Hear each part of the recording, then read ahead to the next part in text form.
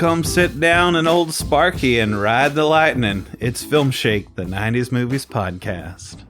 I'm Jordan. And this is Nick. And this is episode 88, our final episode for 2024, as we've been looking back on 1999 movies this whole year.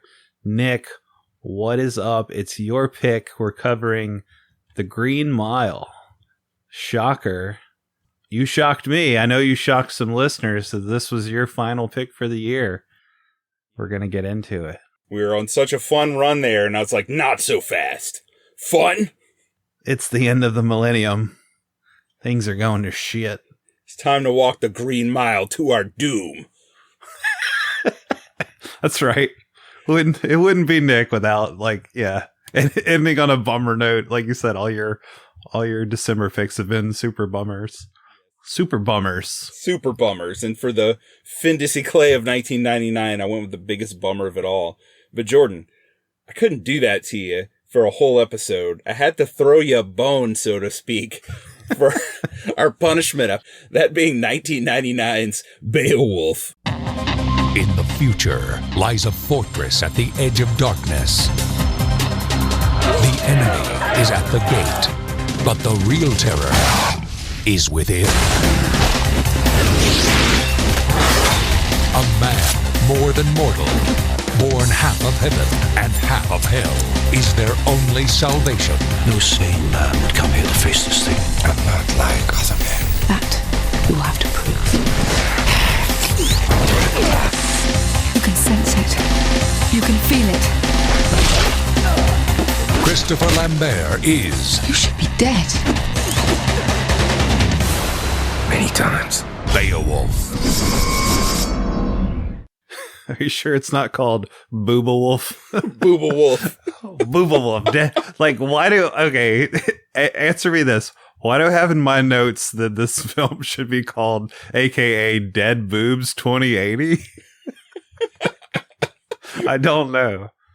Like, I guess there's a lot of women that get killed. Well, I think there's only one woman that gets killed in this in the very beginning, which it's pretty funny.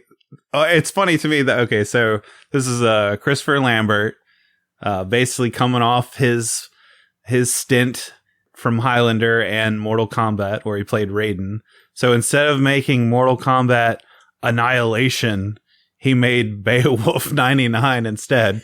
But it's pretty much the same movie. It has the same production value. Like, it has the same, like, all the sets look the same.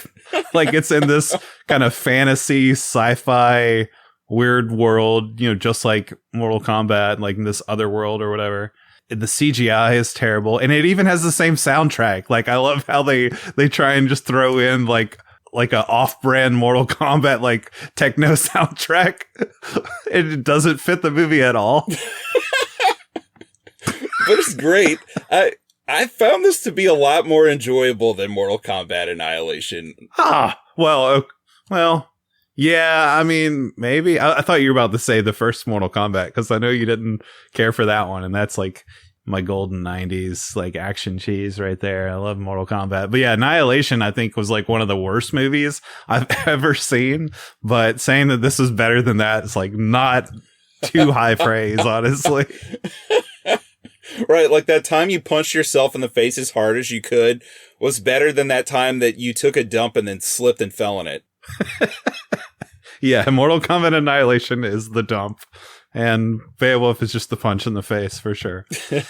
But yeah, I mean, this is based on the classic epic poem Beowulf, really holds up that high bar of being based on classic literature.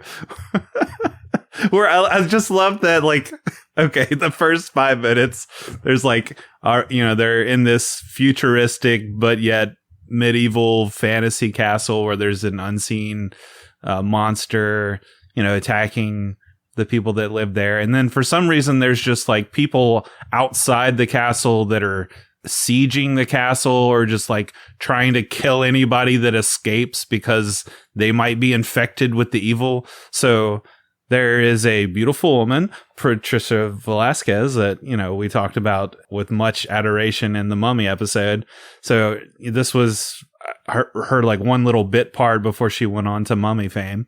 She's running out of the castle. They immediately attack her, and they're going to like kill her and put her on not like a guillotine, but I love that it's just like this giant like barber's neck blade, like like a straight razor. Like it just looks like this giant rusty straight razor that they're gonna chop her head off with.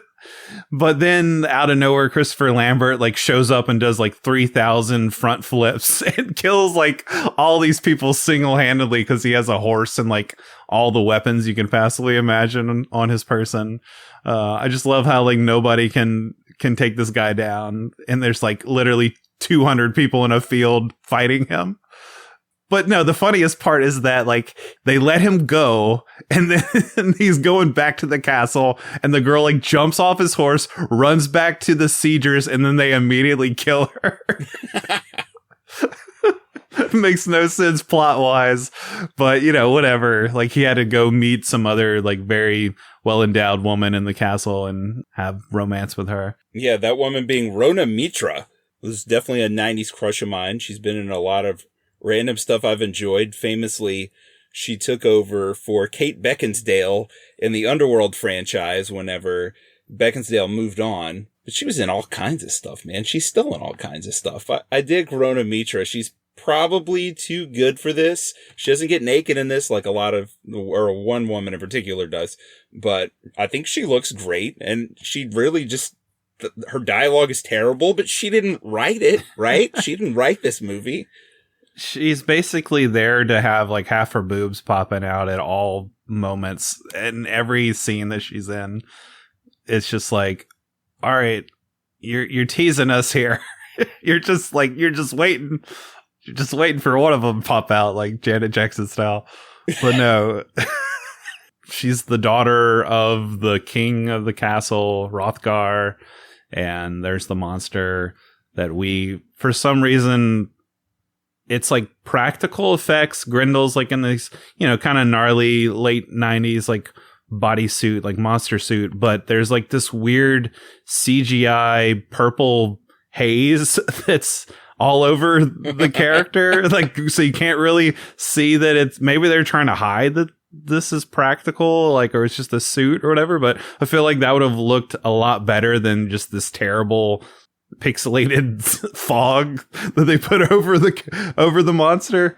Looks rough, but not as bad as like the final boss, like mother of Grendel, who's like somewhat naked, trying to seduce the king, in his dreams and whatnot. But she comes back at the end and turns into like this.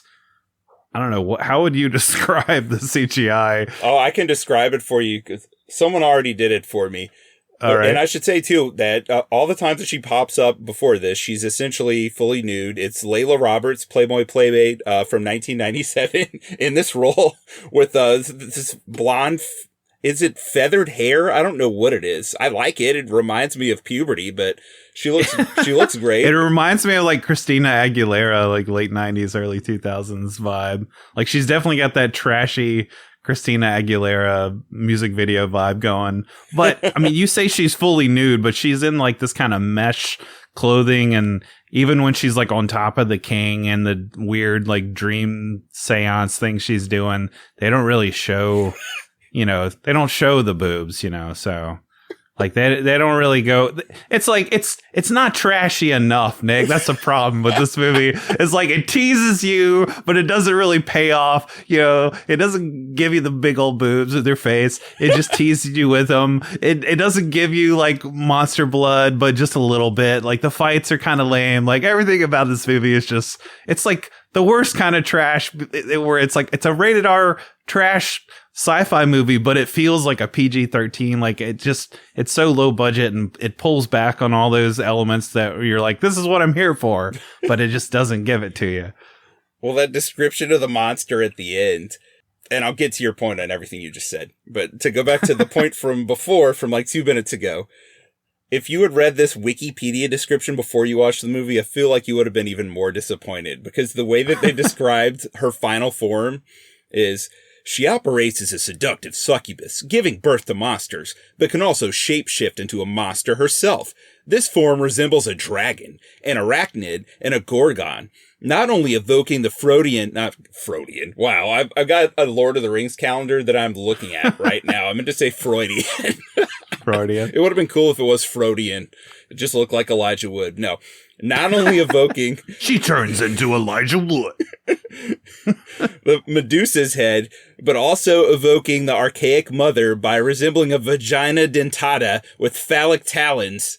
She also sexually attacks Hrothgar, inverting the trope of horror film monsters chasing after female leads. So you read that and it's like, wow, that sounds like really wildly imaginative, surreal design and like really deep themes. And then it's just like PS1 CGI, not even PS2. Yeah. Who wrote this Wikipedia article that was like this invested in this trashy Beowulf ripoff? Wikipedia is garbage these days, man. They don't let me edit it anymore. And since I lost editing privileges, it's gone to just hell. Like, it's gone to hell. It's all because you're not on there, Nick. Yeah. That's why. You could have been polishing up that Beowulf article. Well, I enjoyed this a little more than you did, I think. I didn't think it was good by any means, but I think I could go all the way up to like maybe a 4 out of 10 for this, because I enjoyed the weird, futuristic, but like highly low budget setting. I don't know. It reminded me of like a lot of things I watched really late at night in the late 90s, because this feels more like just something that would have been like a made for sci-fi channel, but they do sneak definitely in some nudity, but the violence isn't very extreme. I mean, there's a few bloody parts, like you said, it really didn't go there. So you cut out just a few of the boob shots, and this definitely feels like it could have been on USA at 1 a.m. for sure. Yeah. Oh, for sure. I mean, the coolest violence part, at least for me, was him ripping off Grendel's arm and then, you know, hanging it above the castle, which, correct me if I'm wrong, that's a callback to the original poem. Like, that's what happens, right? Right. This is a loose adaptation of that, and I love that epic poem. I wrote an extremely long college paper on aesthetics in Beowulf in college that I got 100 on. I stayed up. Whoa. I pulled an all-nighter. I started it I hosted my radio show. I got off at 11. I got home at midnight. I wrote till 7 a.m., left for school, got there at 7:30 and handed it to the teacher, and I got 100. And it was, it was a long paper that was a high-level English class on the way to my very fruitful English major that's gotten me really far in life. I bet there were more boobs in that paper than this movie. You know, I wrote about metal and armor a lot. There's not really like a lot of boobs in the original Beowulf. Metaphors. It's all metaphors. Maybe so. Heavy metal boob. So my affection for Beowulf probably increased my enjoyment of this. And I actually liked the soundtrack. I thought it was like goofy and hilarious, but also it was fun. It was fun. I mean, I make fun of it just because it's an obvious ripoff of Mortal Kombat, but it was fun. I laughed a lot. Like, you know, it's like the medieval soldiers traipsing through the mud in the castle, and it's like doom doom doom doom doom doom doom doom doom doom. It's like okay, calm down. Right, and the setup for every action scene is Lambert doing 700 backflips. With in the background for no reason. They don't help him in any of the fights. Sometimes he gets kicked while he's backflipping and just taken out. Yeah, man, just calm down on those backflips. He probably. You know, not that he needs any help, because he just annihilates everybody in this movie. He does. And I mean, his voice, does he, because I haven't seen any other Christopher Lambert movies in a long time other than Mortal Kombat when we rewatched it, but does he always talk like that with the rasp? Yeah, so he was in another wild movie in 1999, because, you know, I've been going through every movie I can. I'm almost up to 140. He was in this weird Canadian take on the movie Seven called Resurrection, where he's this police detective whose son was killed, and he's just like totally cynical and like burned out on life. And then he lands this horrific case and he has this really eager partner, and the twist is that his partner is the guy that had to wear the device in Seven. You know, that guy? Uh-huh. That's his partner. And the whole time he's talking in that raspy voice where his partner's like, yeah, I can't wait to solve this case. And he's just like, I don't think that this is going to go well for either of us. Like, he talks like that the whole time. It's awesome. His lines in this are just hilarious too, with that raspy voice where they're just like, who are you? I'm an outsider. Or whatever. Like, they're just like, you don't know who I am. It's like, yeah, that's what I'm asking, dude. It's like, my name's Beowulf. It's just like, okay, all right. It's just that one note throughout every moment of this movie. Like, there's no joy, there's no sadness, there's no fear. It's just raspy Christopher Lambert, like Raiden voice. Like, I don't know. It just reminds me of Mortal Kombat and like everything that he says in Mortal Kombat in the same voice. I don't know. He's a really fun actor to me. There's nothing to fear but fear itself. Well, he fears himself because apparently, like, he's a monster like Grendel is on the inside, and he has to hold that monstrous nature at bay, and he's like afraid of it. I can't touch your boobs because I'm a wandering monster. Right, a wandering monster. That's right. But he does touch your boobs. We just don't see it. Well, considering it's Christopher Lambert, maybe not. Maybe it was better we cut away. You want to see Christopher Lambert speaking sexily? I want to see his ass as it pans up to his white hair. Well, you know what? I think you should watch that movie Resurrection that I told you about. There's no boobs in that. By the way, Leland Orser, that's the actor who plays his partner there, who is in Seven. Okay. But Jordan, the gore in Resurrection is insane. I don't think there was any boobs, if I remember right. Maybe like some dead boobs.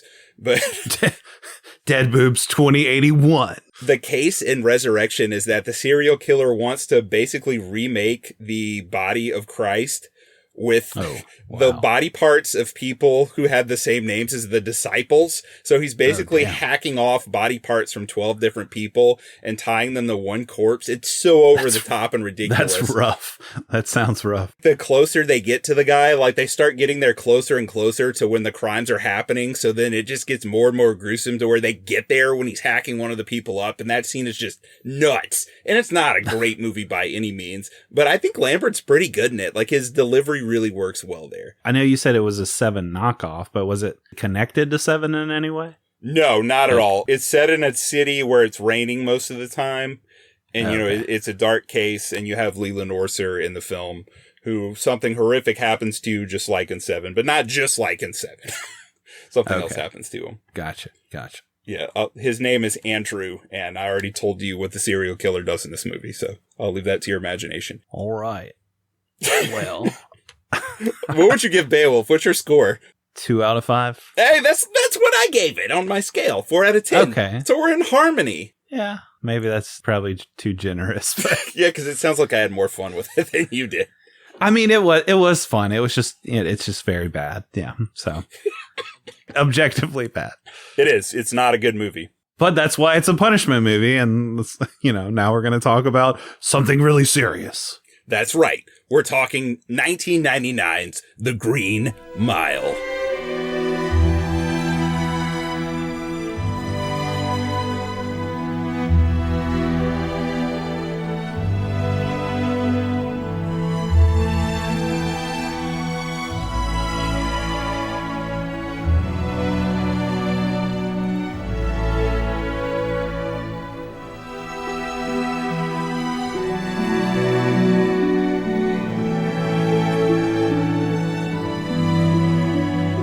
All right, Nick. I know you have a story. A cyst story?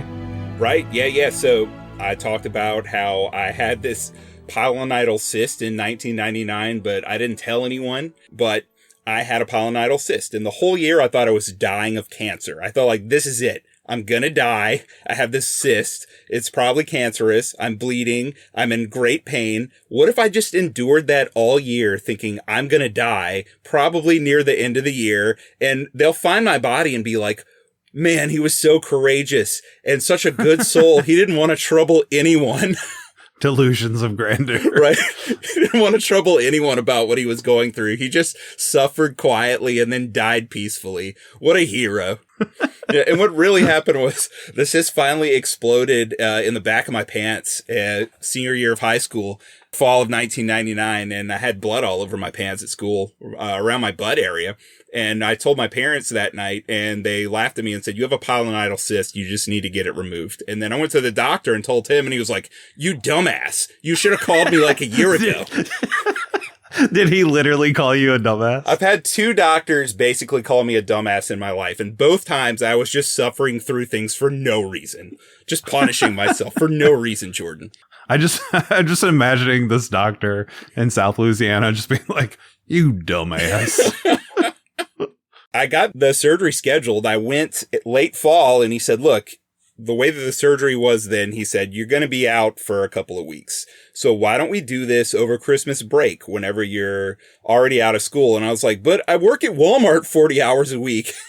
And he said, "Well, you're going to have to take off at Walmart. The shelves must be stocked." They have to be. And then you have to just keep the stupid tinfoil things I had to straighten. Have you ever tried to straighten like 1,000 tinfoil packages? They just keep falling. They just keep falling and falling. Yeah. No matter how much you It's like the Green Mile. It never ends. It never ends. It's so long. It's a constant cascade of cacophony. Yeah. So I went to the doctor. We scheduled my surgery. So I thought to myself, still, like, hey, I might still die, right? Like, I've got to get surgery. I could still die. I could die in surgery. That would be epic. Right. And they'll still be like, wow. I could still be a hero. I could be a martyr. Right. So why don't I go to the movies one last time? You know, The Shawshank Redemption was one of my favorite films, and I'd watched it so many times. I thought, look, this is another mashup between director Frank Darabont and Stephen King. It's going to be hopeful and uplifting, just like The Shawshank Redemption was, and it'll be the last movie I ever see, because after I watch this, you know, I'm probably going to die on the operating table, and that'll be it. I won't make it to the 21st century. That'll just be the end. So I was an 18-year-old when I saw this in the theater. The movie, actually, I didn't catch it on opening weekend. It released on December 10th of 1999, and I went to go see it on December 19th, Sunday. Went to see it on a Sunday night. Then I had my surgery the next day, December 20th in the morning. And this was heavily on my mind as I lay on the table being anesthetized.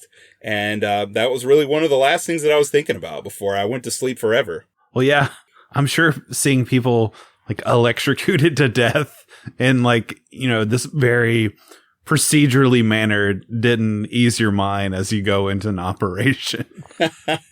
Yeah, it was weird. And I don't know why, but they put Vaseline on my eyes and I had a catheter in. So I woke up with a catheter inside still and Vaseline on my eyes. So I couldn't open my eyes. So I was like panic grabbing at my eyes and rubbing at my eyes. Kind of like they put that black hood over your head. Yeah, really. And I woke up like, oh, my dick is on fire and I can't see. I'm blind. I'm in hell. No. I died and I went to hell. Hey, and your dick was on fire. Kind of like Tom Hanks in The Green Mile. Exactly, Jordan. The synchronicity there was insane. And then they came and wiped the Vaseline out of my eyes. And then she pulled the catheter out. And that's still maybe the worst feeling I've ever felt. Ugh. She just ripped it right out. Well, did they bring in a large inmate to touch your junk and heal you? Maybe so. I don't know. I kept blanking in and out of consciousness after that. So maybe. Somebody might have touched my junk. Right. And I picked up a viral infection, so then I had like 104 fever for the rest of the year up until the ball dropping. So that was wild. That was a good time. Great time. Fun times. Yeah, the movie, I'll get into the audience reactions as we go through the plot points. Needless to say, on an emotional level, that was the heaviest experience I've ever gone through with about 100 to 200 other people in my life. I was expecting to leave the movie theater uplifted and excited, and instead, Adrian, my cousin that I went to the movie with, and I drove home in silence. He got out of the car, and I went back to my house in silence with no music on, and got in my bed and stared at the ceiling until I had to leave for surgery the next day. That's what movies are supposed to do, right? Right. That's the effect they're supposed to have. That's right. How about you? Had you seen The Green Mile before this? By the way, I hadn't watched it in the 25 years since. It was such an emotional jolt. I have not been able to go back to this movie for 25 years. Yeah, same. I had seen it once before I can't remember. I don't think I saw it in theater. I want to say I saw it at home on home video. But yeah, saw it once. I remember enjoying it being very heavy, and never watching it again. So I am glad that you brought it back here. This is one where I feel like I would not have watched this otherwise if not for the show. I was always planning on using the show as an excuse to revisit this on its 25th anniversary. I didn't know we were going to end up doing all 1999 films this year when I thought about that, but I thought there's only one way I'm going to be able to get myself to watch this again. But of course, this being Filmshake and me prepping the way I do, I watched it twice, almost back to back in the last few days. Wow. It's quite a journey, my friend. I wouldn't recommend it to anybody, but knowing you, I'm sure you had fun with it. Yeah, and I watched the 90-minute Walking the Mile documentary. Oh, man, I forgot about that. That was at the end of the VHS tape that I didn't watch. But it did let me know that it was coming after the credits. All right, so I did buy the double tape VHS set of The Green Mile because, I'm collecting all the movies that we cover. But as I started to watch it, I just reflected on how good this looked, or I imagined it would look even better, not on VHS. So I felt indebted to the movie to stop the VHS and put on the HD version on my, large flat screen TV, which looked beautiful. I mean, there's still, certain charm to the VHS, and it looked fine or whatever, but I don't know. It's a beautiful looking movie. So I'm glad that I have the set for the collection, but there's just some movies, obviously, that, like watching Beowulf on VHS was fine, right? Like, because it increases the gritty, low budget, stupid charm of it all. So that was fine. But yeah, watching something like The Green Mile is like, okay, I feel like I have to watch this in like the highest quality possible. So yeah, great looking movie, beautiful cinematography. Yes, by David Tattersall, who also did Star Wars Episode 1, The Phantom Menace earlier that year, which, whatever you think about that movie, it looks really damn good. And, I mean, to handle 2 giant films in 1 year, that's pretty impressive. Yeah, it's pretty crazy. There's a lot of double duties here. Like, for instance, Thomas Newman was nominated for an Academy Award for Best Score for American Beauty, which we covered already. Not a movie that I enjoy anymore. I think the biggest disappointment I've had revisiting a movie since we started the show. But the score is fantastic.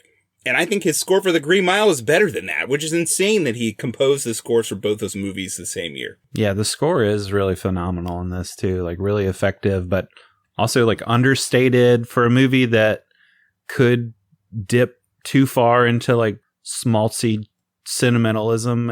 There's definitely a possibility for that at times, but I don't feel like it ever goes there in the score especially. So I really give props to Newman for that. Yeah, there are a lot of moments that are understated in this movie that obviously in not watching it in 25 years, in my mind, I had made way more graphic than they were, but they're just so understated that wasn't the case. Also, I think the biggest surprise coming back to this movie is that Frank Darabont has only written and directed 3 films. He's directed 4 total, but he's only written and directed 3. They're all Stephen King adaptations. It's Shawshank, this movie, and then The Mist, which, man, talk about going on a path from like really hopeful to like as bleak as possible. The ending of The Mist has got to be like one of the bleakest, most nihilistic endings of any movie ever. Like Stephen King couldn't even think of an ending like that because he went off book for the ending of that. It was insane. Interesting. I've never seen The Mist. It's definitely worth watching. In fact, there's a black and white version that I think is probably the definitive version. That's a great horror film with a lot of the same players. But Darabont, the biggest shock to me, because watching this movie, as soon as you go back to 1935, I think as a technician, just the filmmaking qualities here, like to go into like video game parlance, are god tier. The directing, the camera movements, everything is absolutely top of the line. And you would think like, holy cow, this guy in all of his movies has just shown to be a master of his craft. He's got 2 films and almost the top 25 of the IMDb top 250. And he's only directed 4. So yeah, that's pretty nuts. 50% of his movies are in there and he hates directing, Jordan. This guy freaking hates directing movies. Like the entire Walking the Green Mile documentary, he's just like, I'm in hell. I hate this. I hate directing movies. And all the actors are saying it too. Like, Jeffrey DeMunn, who's in other movies with him, is just saying, like, the thing no one understands about Frank is Frank hates making movies. But I guess he's just compelled to make those 4 specifically. Yeah, the reason that he's only done writing since The Mist and not really directed anything other than the pilot of The Walking Dead, which really fooled people into watching The Walking Dead for a decade. You watch the pilot to that and it's like, holy crap, this is amazing. This show's going to be so good. And then almost all of the rest of it is total garbage. And it's because Frank Darabont didn't do it. But yeah, that was it. He was just like, I can't do it anymore. I hate being away from home. Like, he hates being away from home, number one. Yeah. And he just hates the process of directing, even though he's probably, again, like looking at his batting average, maybe one of the greatest living directors as far as his movie's resonance with the public. And he just hates doing it and will probably never do it again. It's insane. I mean, that is kind of a shame, thinking that there's such potential there that we won't ever see. But yeah, you brought up the authenticity. I mean, obviously he has a knack for period pieces with the Green Mile and the Shawshank Redemption. Both, I feel like, really capture the time period, the setting. All the details are perfect. And especially, I mean, I love Shawshank, but yeah, Green Mile, I think we're going to joke about how long this movie is, I'm sure. Like, it's been a running joke in our text lately, but I think despite like its long runtime, it is very well paced for the most part. And I think because it takes its time, especially in the beginning, and it lets us get to know these characters and really have that sense of time and place, the specificity of the jail, like the death row jail cell, the Louisiana, like you said, the 1935 time period aspect, all that's just beautifully done, captured like and executed so well in every aspect of this movie. So huge props to it for that, for sure. Yeah, it's crazy. Unfortunately, did not film this movie in Louisiana, which is a shame. If they had made it 10 years later, once all those tax credits were in place and the industry was in place here, I think they would have. Yeah. But I remember like the one thing that turned me off in 1999 was like looking at all those hills and being like, that doesn't look like Louisiana. But in those 25 years, I've hiked all over the state. This is supposed to take place in Claiborne Parish, Louisiana, and it actually looks exactly like that up there. You go up there and you don't even feel like you're in the state anymore. They're just giant hills. It's right above Driscoll Mountain, which isn't a real mountain, but it's a 535-foot tall hill, which is not a small hill, and there are a bunch of them up there in the 400 range. So whenever they're driving up and down hills, it actually does look like that where this is supposed to be set. Yeah, I mean, you bring that up and it makes me think of the bumper or the bookend with old Tom Hanks in the nursing home, and he's walking through the hills, and we have those beautiful long shots of the grassy knoll that he's walking across and stuff. I'm like, yeah, it doesn't necessarily evoke Louisiana for sure. But I will say one thing that is refreshing is to see actual old people like in the beginning of this movie. Yeah. Like no Tom Hanks and old man makeup, no like de-age CGI shit. It's just like real old people playing the old part for the character that we see in a flashback that's younger. That shouldn't have to be refreshing, but that is very refreshing watching this movie. I agree with you 100%. I think they did a few screen tests with makeup on Hanks, and then they just thought, there's a guy who looks like Hanks, and he's a great actor. Why don't we get him instead? Yeah, I loved it. I was really happy they made that choice. I'm interested to hear what you think about this. So, I don't know how many times you watched Shawshank. I mean, it's one of my favorite films. It's way near the top. Who knows? It could be my favorite. I don't know. I've watched it probably 100 times. Something about that movie that I think is interesting is, as much as we both poo-poo on voiceovers, that movie has one of the greatest voiceovers ever. It feels entirely natural, but you don't have a setup for the voiceover. The Morgan Freeman character starts talking, and there's no reference for, wait, why am I hearing him talk? And then at the end of the movie, it's like, okay, well, this is like a reverie that he's having right before this final moment takes place. So that kind of makes sense. Here, you have a framing device for the movie, which is the old version of Tom Hanks who's at this nursing home. And he's sitting down to tell this woman the story of what happened to him in 1935 after he gets triggered by seeing Cheek to Cheek on the TV after an old man turns off the Jerry Springer show, which was a great cultural reference for that time. Yeah, I love that. But then he starts to tell her the story, and then we go to the actual story that happened in 1935, and we leave them. We don't go back to them until the last 5 minutes of the movie. There's no voiceover whatsoever. I think it's a really interesting choice that actor has a great voice. You could have done a voiceover for this entire film, and you would have a reason to do it narratively, and you don't get that. What did you think about that decision? Reflecting on it now, so like I said, I was refreshed to see, what is his name? Dabbs Greer playing old Tom Hanks, and the beginning bookend where we see him in the nursing home, and like you said, we get the old people watching Jerry Springer on TV, and we see him traipsing through the hills and talking to the cafeteria line cook and everything. Like, I like all that, and then him getting so upset and at what he sees on TV and like his relationship with Elaine, like his friend in the nursing home, and starting to tell her the story. Like, I really like how all that sets up kind of the mystery of like, oh, what could this be? Like, what's made this old man so upset? Like, that's a simple setup and it draws you in, and I like that. As we get into the ending and how it goes back to him and like what happens there, I have more issues with, to where that almost makes me feel like, man, you really could just do without all that and just start in 1935 and jump right into young Tom Hanks and the death row and everything. So I don't know, I feel a little conflicted about that, and I don't know, I feel conflicted about multiple things with this movie. It's like I enjoy a lot of it, but there's just like little things that kind of bother me or unsettle me at the same time. So that's kind of going to be a theme going forward. Okay, well, we jump back to 1935 after this beautiful shot of it raining outside this nursing home and the rain hitting the windows with the hills in the background as he starts talking. And you get introduced to the mile, Jordan, which is basically just death row. You've got this green lime floor, which is just this great color. I joke with you that this movie has aesthetic commonality with The Matrix, because it's like that same green from The Matrix from a few months earlier. That's right, The Matrix.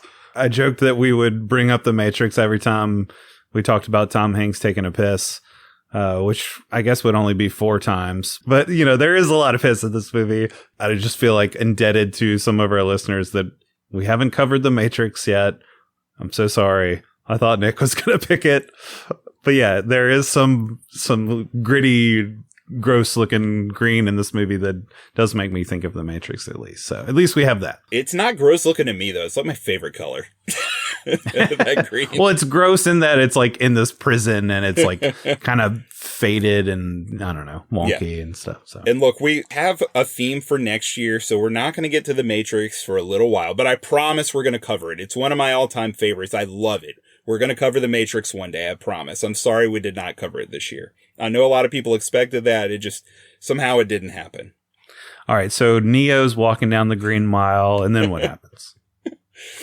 All right, so we get introduced to our 4 main characters on the mile. So I read the book, too. I prepped. I had never read the book. When I worked at Walmart, we had all the little novellas that made up this story, because Stephen King wrote this story out as novellas so that people couldn't just skip straight to the end and find out what happened. Apparently, he didn't even know what happened at the end when he started writing these. And I saw these there, and I thought, that looks really interesting. And I'd always look at the back of the books, and I never read it until last month. And I think one of my major qualms with the book, which I loved, I thought the book was great, and this is a very faithful adaptation of that. But in the book, these 4 guards, outside of Tom Hanks's character, Paul Edgecombe, and David Morris's character, Brutus, I just kept getting them mixed up because they didn't really have strong personality traits. And I think with the actors here, they set themselves apart a bit more just because you're physically looking at them. Right. So you have Tom Hanks as the guy who's the lead on the mile, playing Paul Edgecombe. You got David Morris, a gigantic man. This guy's so tall. He was basically the same size as Michael Clark Duncan, and they had to make him look shorter than he was. Right. Playing Brutus Brutal Howell. Then you have Jeffrey DeMunn as Harry Terwilliger. Jordan, I gotta tell you, two of my favorite movies. Oh, damn, I just spoiled my opinion on this movie. Two of my favorite movies from 1999 are Stephen King adaptations starring Harry Terwilliger. He's in Storm of the Century, which was basically a television miniseries that Stephen King wrote, not as a book. He wrote this as a television miniseries script, and it came to television earlier that year. And it's longer than The Green Mile. It's 3 2-hour-long episodes, but it's amazing. I think it's perfect. I think it's the best television miniseries, at least horror miniseries ever made. And I think that Jeffrey DeMunn is brilliant in it. And he's here as Harry Terwilliger, who is the older guard on the block. Always polishing his glasses. Yes, and kind of scowling a little bit at things that are happening. Very concerned looking throughout, but doesn't have much to do, really. Right, he's just kind of He does get peed on. He gets peed on, that's right. And then our young guy on the block, and the most emotional of the group, is Dean Stanton, who's played by Barry Pepper. Jordan. The sniper's back. Barry Pepper from Saving Private Ryan. Oh, yeah. That's right. Reunited, and it feels so good. Hanks reunites with people from other movies from his career multiple times here. And I love Barry Pepper in this. Yeah, he's really good. Yeah, he's great. Late 90s Barry Pepper is peak Barry Pepper. He's great in this movie. Put some pepper on that mile. I don't know why I said that. I don't know why either. I think he wanted to see him shoot more Nazis from Saving Private Ryan. He's so good in that. He's totally different here, though. He doesn't shoot anybody. He gets almost strangled at one point. He does. By Sam Rockwell, who I also love. Oh, man, Sam Rockwell. Rounding out the guards, though, you have Doug Hutchinson as Percy Whitmore, who's our evil villain here. This part that he plays perfectly. He's so slimy in here. He's so slimy in this. Really effective. Love to hate him. Love to see him get his comeuppance. Well done as far as the narrative goes. Just building and building and building to gets under your skin. Does very cruel and unnecessary things. So you have a bunch of characters there that the movie keeps track of pretty easily. Yeah, definitely. Because you also have all the people who are on the mile as prisoners. That is true. I mean, I feel like we should point out how effortless all that feels in the setup. So yeah, and getting to know each of those characters and then each of the inmates too. Talking about the inmates, I love Michael Jeter in this. I think he was also in Patch Adams. I don't know if that was the same year or the year before as one of the kooky guys there. But tell me if I'm wrong. Best Cajun accent in a movie by a non-Cajun actor? He does a great job. Patch Adams was the year before this. And yes, he was from Tennessee. I loved him as a kid in the series Evening Shade with Burt Reynolds. God, he was so funny in that show. He played Herman Stiles. He was supposed to be an assistant football coach, which the joke was that the school was basically so hurting on funds that they had to get Michael Jeter to be an assistant football coach. Nice. He's so great in that. And he's usually such like a little squirrely, squeaky guy. And he has like so much pathos in this part with this great Cajun accent. Yeah, he brings so much to the film. Like, I wouldn't say it hinges on him or anything, but yeah, it's just, he adds so much character, so much flavor to it. And yeah, like you said, pathos, where you don't even really know like what most of these inmates have done to be on death row. I mean, we don't ever really get to know what he did. I don't know. I feel like you just immediately like him. There's just like a lot of empathy for all these guys being in this situation. Obviously, I feel like that's portrayed through Tom Hanks the most. He does that so well in so many of his roles, like just being kind of like the fatherly, kind-hearted leader type character, same as he does in Saving Private Ryan. But Michael Jeter as Dale Delacroix. Is it Dale Delacroix? Is Edward Dale Delacroix. Dale is his nickname. Edward Dale Delacroix. Yeah, that's right. They call him Dale throughout the movie. Then you also have, I don't know the character's name, but Native American. It's Graham Greene as Arlen Bitterbuck. That's right. Graham Greene. That's right. The author himself. Graham Greene is a fantastic actor. He's in a lot of stuff. You might have recognized him from Dances with Wolves. He's in Die Hard with a Vengeance, Jordan. He's in Misery. He's in a lot of stuff. Really good. He's got a smaller role here. He's basically here for two reasons. to give you a beautiful monologue about the happiest moment of his life. Oh, that was a great monologue. Yeah. So he talks about basically the best moment in his life. I know he talked about his bare-breasted young wife. That's the only boobs you get in this movie is Graham Greene talking about him. That's the only thing I remember. Well, what I really like about his monologue, it takes on an importance later in the film where he talks about basically living in that moment. That was the best moment of his life, earlier in his life when he had just married his wife. And it's really beautiful. And it reflects on the ending that befalls Tom Hanks's character at the end of the movie, where he's kind of living in the opposite of that, unfortunately. It's also like an early indication of the spirituality that this film is going to tackle, right? Because he asked Tom Hanks, if you've really repented for your sins, do you feel like when you die, you'd go back to the best moment of your life and just live that moment again forever? And he describes getting married and living out on the mountain, I think, with his young wife, and they'd made love every night, and she'd lay bare-breasted by the firelight and all this stuff. Yeah, and they talk all night afterward until the morning. They talk all night afterwards, yeah. So it's not all just about the bare breast. So, and Tom Hanks is basically like, yeah, I nearly believe something very, very similar how he responds. So, yeah, like it establishes that Tom Hanks is perhaps a deeper thinking spiritual man than just like this prison guard. And this guy is about to be sent off to death row. Obviously, he's like repentant and thinking carefully about the afterlife. So, yeah, I like that it brings all that into play like early on with his character. And then we see the obvious different shades of that with some of the other inmates, especially Sam Rockwell being the antithesis of any deep thinking spiritual person. Right. And it shows you the empathy of his character as well, because for everyone that he has to execute, he has this moment where he's basically just helping them to feel better and putting them at peace. And going along with what they're saying. And this also is a brilliant way of teaching you the rules of an execution, because it's a character that you haven't really got to know well. He hasn't been in the movie for long, but you see what happens when someone's executed, the steps that are involved, everything that has to take place for the execution to go, I don't want to say well, but to go down properly, so that you can see what does not go well in the second execution following this up. You get 3 executions here. What do you think about their rehearsal before that, where we see they bring in Harry Dean Stanton as Toot Toot, one of the convicts. I guess he's also a projectionist when they go to the movies later in the prison. At first I thought maybe he was just like the janitor or somebody that they brought in to do this. In the book, he's the snack cart guy. So you know how they're always like chowing down on snacks, the guards?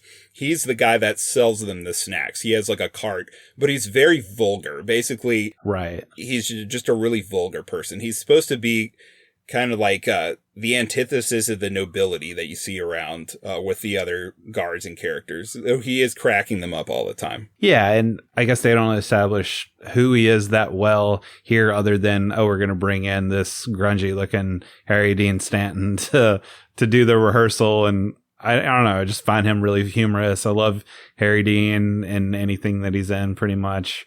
And yeah, he adds a nice little flavor and humor to the scenario. And I guess maybe that's intentional too, where it's like, okay, we're doing this procedural rehearsal of an execution, but let's bring in this guy that kind of like lightens things up and is real absurd and vulgar and totally not fitting the situation.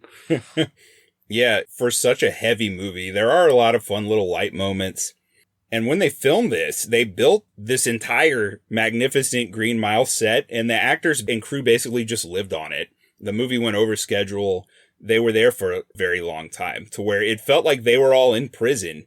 So if you watch the full version of Walking the Mile, which the one on your VHS I think is 21 minutes long, I don't think they released the full version until 2014. If you're looking for that extra, it's on YouTube, the full version. It's actually like 100 minutes long, but it's brilliant. Wow. Okay. And you can see them all like having to be humorous so that they don't just feel like in this oppressive environment, like totally downtrodden. And that's also where you see like, oh yeah, I forgot. Tom Hanks started out as a comedic actor because when they're not rolling, he's just cutting up the entire time. Yeah. Well, we talked about Tom Hanks pissing. Well, we did talk a little bit about him having the dick on fire, but yeah, basically he has a urinary tract infection or a bladder infection.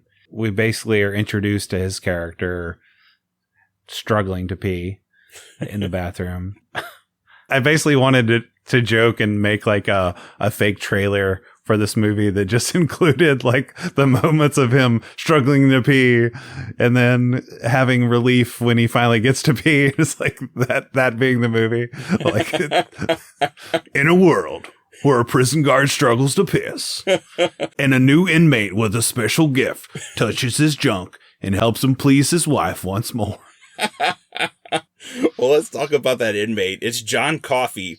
He gets delivered on a prison truck. They see the truck arrive and are like, oh man, the back axles are broken. Look how that thing's hanging down. And then he gets out of it. And then the truck immediately rises back up because he's supposed to be this enormous, like 6'9" mountain of a man. And he looks like it through the movie. This is Michael Clark Duncan's like first real starring role. Like he had a bit part in Armageddon. It's insane that this was the first time he really got to star in a movie. And this is what he did. He's great. I think he's awesome. Obviously, huge presence. I think he plays the character very well. And obviously, they're all just in awe of this man's size. But then, yeah, like as we get in the details of his character, very, really interesting character. Definitely. He is brilliant here. I went and looked at the Oscar nominations and wins because, you know, I quit watching the year before this when Saving Private Ryan lost to Shakespeare in Love. And I realized that the entire thing was rigged to whatever Harvey Weinstein wanted it to be. So I was like, this is garbage. I give up on this crap. But I went back and looked. So, you know, my boy Haley Joel Osment was in The Sixth Sense. He put on like the greatest child performance in history in that movie. Right. So I thought, well, he had to have been nominated. He probably should have won because that was like a virtuoso performance. And then watching this, I was like, geez, man, Michael Clark Duncan was amazing in this. He should have won too. And I look and see they're both nominated. And they lost to Michael Caine for The Cider House Rules. Jordan, have you ever seen The Cider House Rules? Yeah, that's not my favorite movie. That movie is garbage. That movie sucks. And Michael Caine, you suck.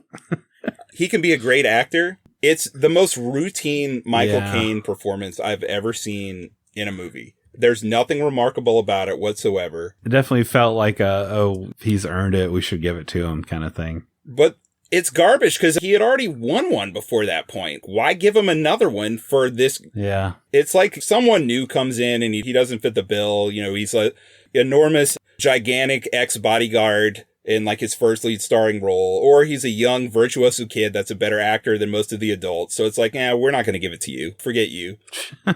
We'll just give it to this performance by this named noted thespian, and we'll just give it to him. And you're not part of the Hollywood elite, man. Yeah, it's Get garbage. Out of here. It's the worst, and that movie is garbage. It's like a 3 out of 10 movie to me. It's like the ultimate, like, we have a message to share with you plebes in middle America movie, and it sucks. I hate that movie. Yeah.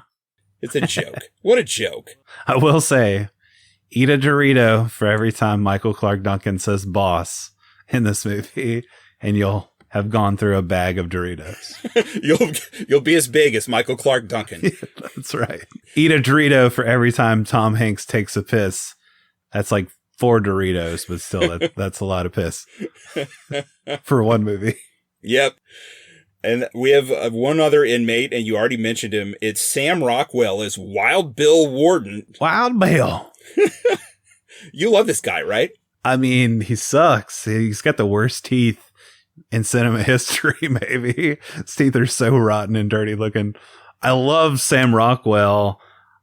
He obviously brings a lot of energy and humor and interest to the film. I mean, he's a terrible guy. He pisses on your old boy Harry at one point.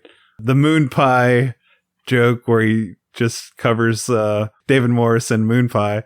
later on is pretty funny, but he's also just kind of annoying at the same time. So I don't know. It's like I kind of love to hate him, just like Percy. You know what's nuts? This was really kind of the first thing that I saw him in. And he was in a lot of stuff after this. Like the early 2000s is just littered with Sam Rockwell performances. He was all over the place. Oh, yeah.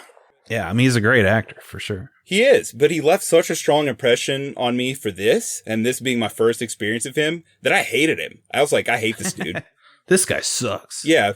Right. Really took me until just recent years to be like, all right, he's a good actor. Like, I'll give him that.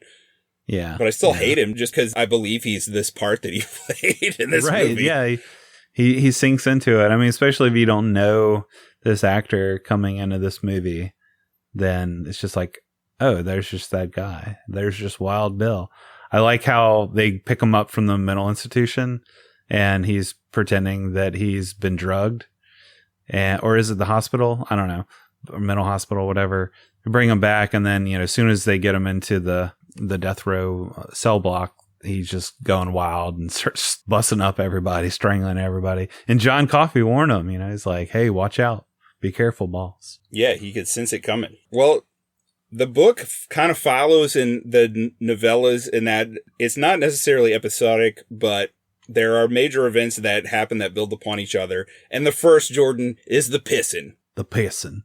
This is where we find out that John Coffey has a gift, and it comes right after the scene you just said, where everybody's getting rocked by Sam Rockwell. He's knocking everybody down.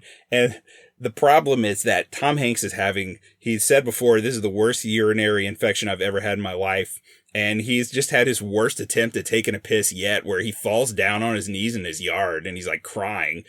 It's tough to watch. It hurt my wiener. I mean, is it tough to watch? I found it really funny, honestly.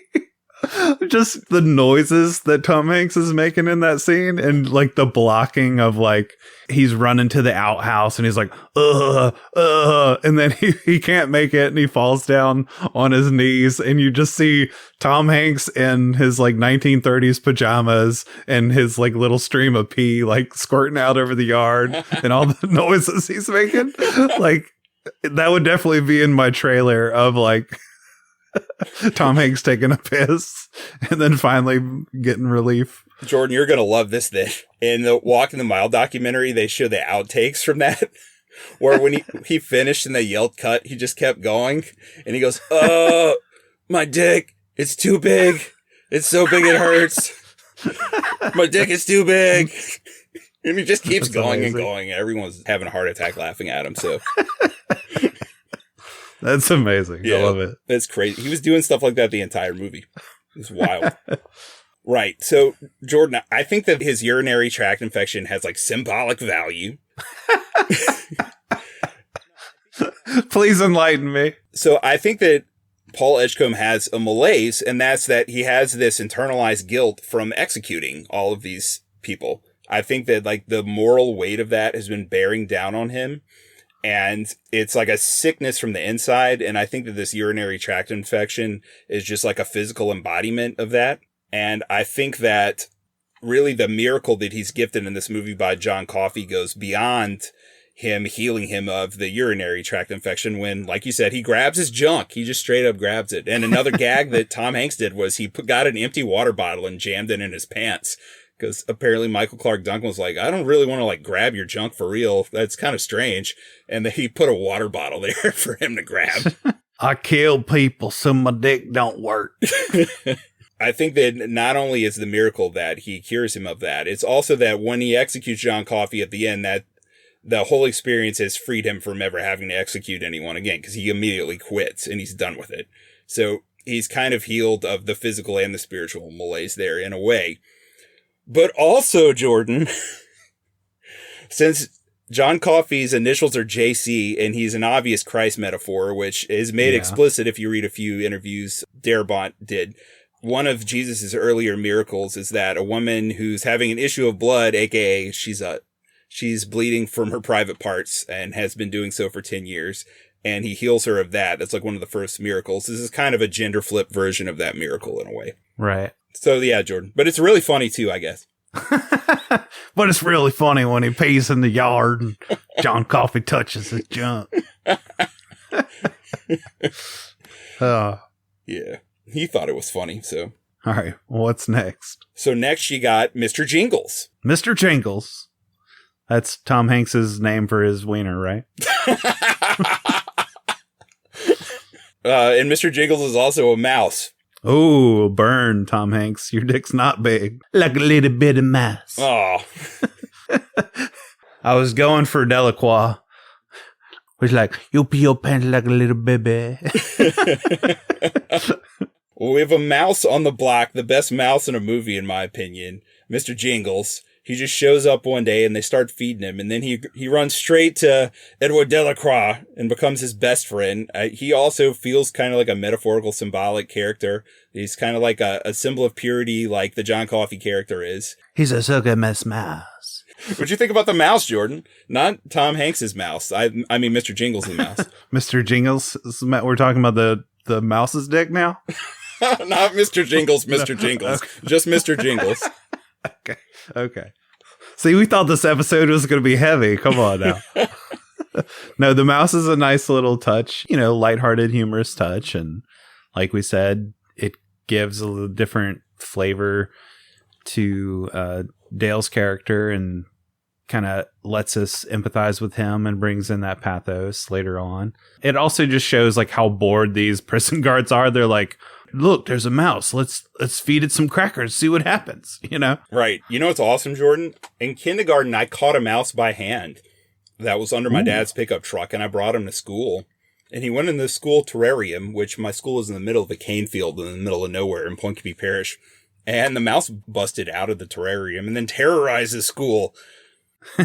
That's awesome. And then the janitor spent the rest of the year trying to catch him because he kept like eating through the cafeteria and stuff. So my kindergarten had like a little Mr. Jingles that I brought there. Nice. Did he ever catch him? Yeah.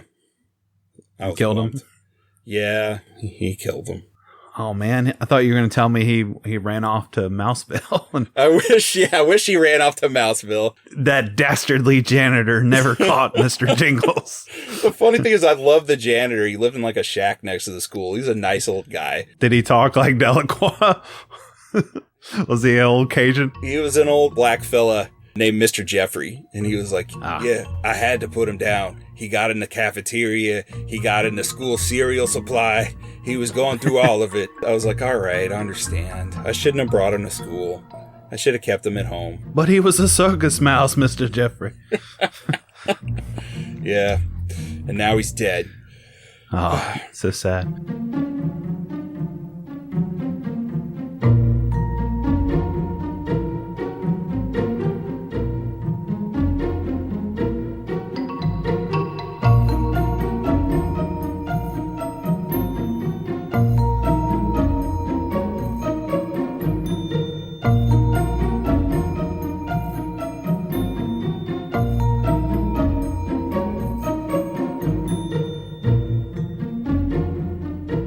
Yeah, so Jordan, the whole time that this is going on, you have the little side story here that Percy just really wants to be the person who executes someone. He got to be front and center whenever the Graham Greene character was executed, and now he's like, look, I want to be the person in front who orders the execution, because he's a sicko. He's just a total sicko.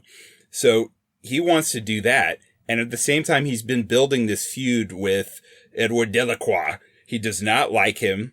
He keeps doing mean things to him. They have a horrible relationship, and that really comes to a head whenever the first gasp-inducing in my audience moment happened, and that's whenever he stomps on Mr. Jingles, Jordan. Yeah, that was rough. He also, we should mention, broke, 4 fingers in Dale's hand?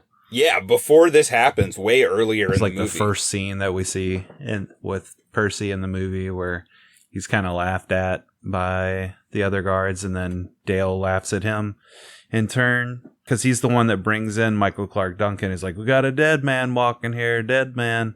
And obviously from the get-go, Tom Hanks is just not a fan. So he orders him off his block. But he's got, the governor's connections. He's like the nephew of the governor, and he's got all these connections. So he's just holding that over everybody's head. the whole movie, which makes you just hate him even more. Good old Louisiana corruption and nepotism. Yeah, they got the dirty politics thing in there. Yeah, he smashed his hand earlier, and they have this ongoing feud, and he crunches poor Mr. Jingles. And you also have the moment where Percy wets his pants because he gets grabbed by Wild Bill, and Wild Bill threatens him, and he just pees on himself. And then Edward Delacroix laughs at him again for that. That's right. That's where he says, "You wee yourself like a little baby." Right. So they already have the feud going. But when he stomped on Mr. Jingles, my entire audience just went, well, yeah, this is after the long build-up and conversation of them trying to prepare Del for his execution and what's going to happen to Mr. Jingles. Tom Hanks and David Morris start telling them they're going to bring Mr. Jingles to the circus, to the Mouseville down in Florida. And so they're just kind of trying to ease his mind a little bit. And after all that's like finally established, he throws a spool of like a twine spool or something that the mouse keeps rolling back to him. He throws it out of the cell. And so Mr. Jingles runs across the cell block, and that's when Percy gets his chance to stomp on him. Right. Crushes him. And this is the moment where he leaves, and they've already made a deal. Well, they're about to make a deal. Sorry. So he leaves the room, and John Coffey says the word that you love that he says. He says, boss. Boss. Bring it to me before it's too late. Give me some of that cornbread, boss. No, that's not what he says. Oh, we should. Yeah, we missed a scene though. You probably want to talk about actually involving the cornbread. But yeah, he brings the mouse to John Coffey. Oh, that's right, because he brings the cornbread. Okay, I'm sorry. It's okay. Go ahead. And John Coffey brings the mouse back to life. But yeah, Jordan, the cornbread comes from Bonnie Hunt, who's great in this. Like, how could we skip over this though? How could we skip over this? Because after he touches Tom Hanks' junk and heals his bodily functions, then he immediately goes home and just, it's like the funniest thing to me, where he's like, oh, my junk is healed. So he goes home and his wife's like doing the dishes, and he's like, the shot of just like her butt, like from his point of view, is so funny to me. He's like, oh, my waterworks done work now. But it's just so funny. It's just like that whole scene after that, just like the whole build up of like him going home, him taking off her apron, starting to kiss, and then like it's like nighttime, and we just see like the outside window of their house and hear them shagging. It's like oh, and then it like cuts to the morning, and it's still going on. It's like, what? This is a totally different movie. Like, where did this come from? One of my favorite comments on YouTube ever is there's a comment about this scene where someone said it was a kid. He's like, I was watching this when I was like 13 or 14, and my parents just happened to call right at that moment, and they heard it in the background, and they were like, what are you watching? Is that porn? And he was like, no, it's The Green Mile. It's an Oscar-nominated film starring Tom Hanks, and they're like, sure it is. Sure. And apparently he showed his parents the movie later. They watched it together, but that became like a running joke where every time something happened, there'd be like, what were you doing? Watching The Green Mile? Watching has code for porn now. Right. You were in the bathroom a long time. Were you watching The Green Mile again? Yep, 3 hours. Yeah, and then she's so happy she makes a big thing of cornbread for John Coffey. Was your missus pleased, boss? Oh, very much. Several times, yes. It's just so bad. It's so bad. Oh, so good though. Yep, and he shares it with Del, but he doesn't share it with anybody else. Doesn't share it with Wild Bill, That's sure. right, he doesn't. But flash forward, and Mr. Jingles gets healed, and a really, really angry Tom Hanks and a really angry David Morse go find stupid Percy, who's shined in the electric chair, and they grab him and pin him down. And they're like, look, we know you put in a transfer request to the mental hospital you need to take it and get out of here. Like, you can be at the front when we execute Del, but then you gotta leave. You gotta promise to leave. And he's like, yeah, I'll leave. What about the flies that come out of John Coffey's mouth when he heals somebody? Yeah, so I'll just do my movie connection now. This is like the easiest connect. Like, when you said The Mummy and I already knew I was going to pick The Green Mile, I was like, oh my gosh, thanks, Jordan. Easiest movie connection ever. So in The Mummy vomits out flies. It's amazing. He just roars flies out of his mouth. Incredible shot by Stephen Sommers in The Mummy. Here you have Michael Clarke Duncan as John Coffey. 3 big scenes where he just vomits those flies right out, Jordan. And the flies just pour out of his mouth. They're spiritual flies. Didn't they just, kind of dissipate in the air as everybody stares? Right, because they're not like real physical flies. They're like the embodiment of like sin and evil and darkness that he's sucking out of people. Right. That he's taking back from them, basically, as he says. Yeah, so that's my connection, Jordan. I sucked out your pee-pee infection and turned it into flies, boss. Yeah, if there's another movie where someone vomits out flies from 1999, I'm sorry we didn't cover it, but I am glad that we covered these 2 back to back. Wait, what's the other one? Well, The Mummy, Jordan. I'm saying if there's a third one, I'd like to know. Yeah, I thought you said there's another one. Like there's a third one, but okay. I'm sure I said it wrong. I'm just going to take the blame for that. My bad. Yeah, there's only 2 I know of. I want there to be a third one. What if in Beowulf, Christopher Lambert also vomited out flies? Or, have the Grendel mother do it at the end before she turns into a giant spider thing. Yeah, like what if her boobs were full of flies? That's why they didn't show them to us. It's just been too much. Too much. We went too far this time. Flies coming out of the nipples. Just wrong. That movie had a $20 million budget, Jordan. So they say. Right. The Green Mile only had a $60 million budget. So for just 3 times the budget of Beowulf, you could get the Green Mile. Could have made 3 Beowulfs. Damn. So then you go to the execution of Del Delacroix. Horrific scene. Jeez. Oh, man. This already traumatized the audience. You're only halfway through the movie, and I think half the audience was just emotionally done by this point.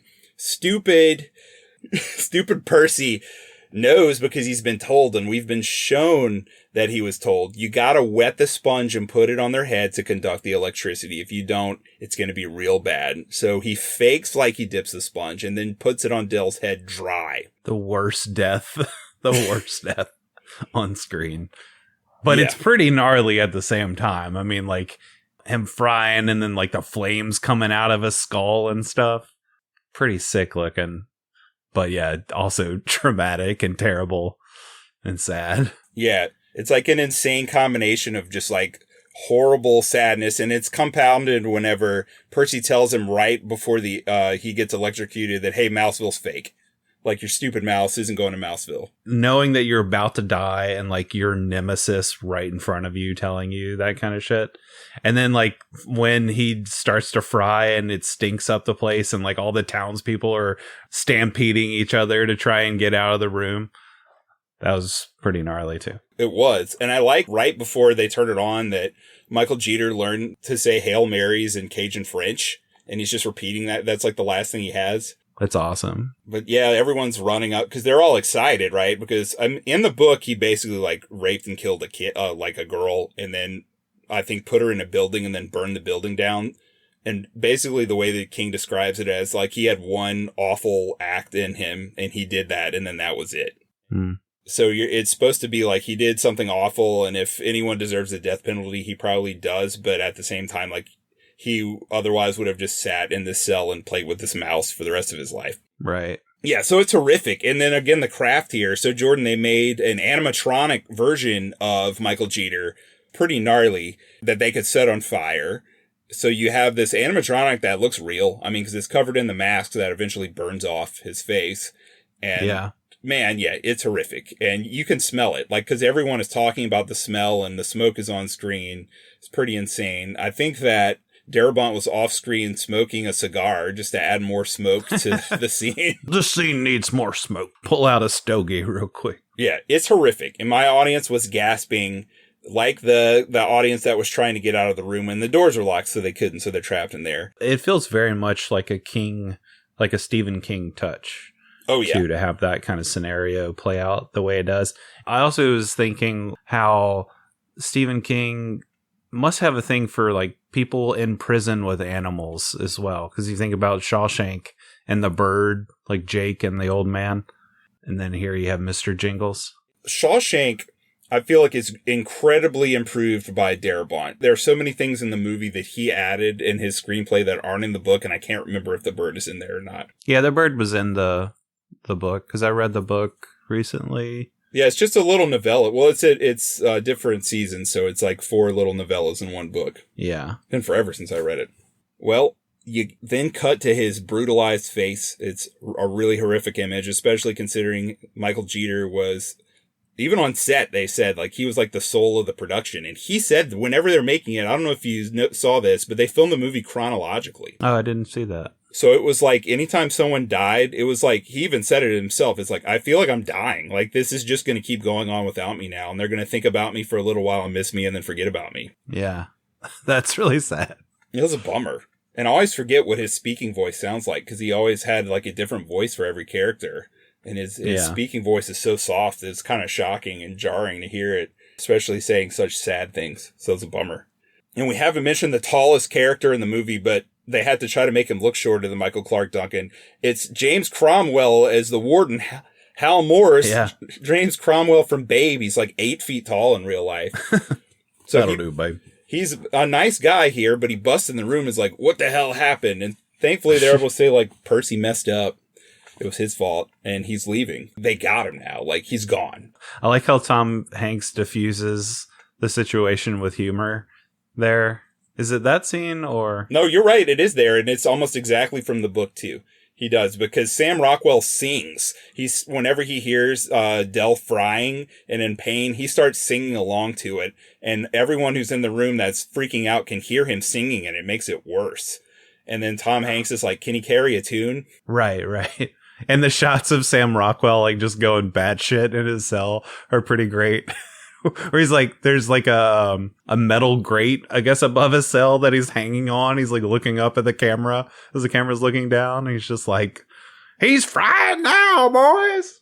Right. And he rips all the feathers out of his pillow, blowing them everywhere. Yeah, it's crazy. He does sing like a little kind of clever tune. I forget what he says, but he makes something rhyme with Delacroix.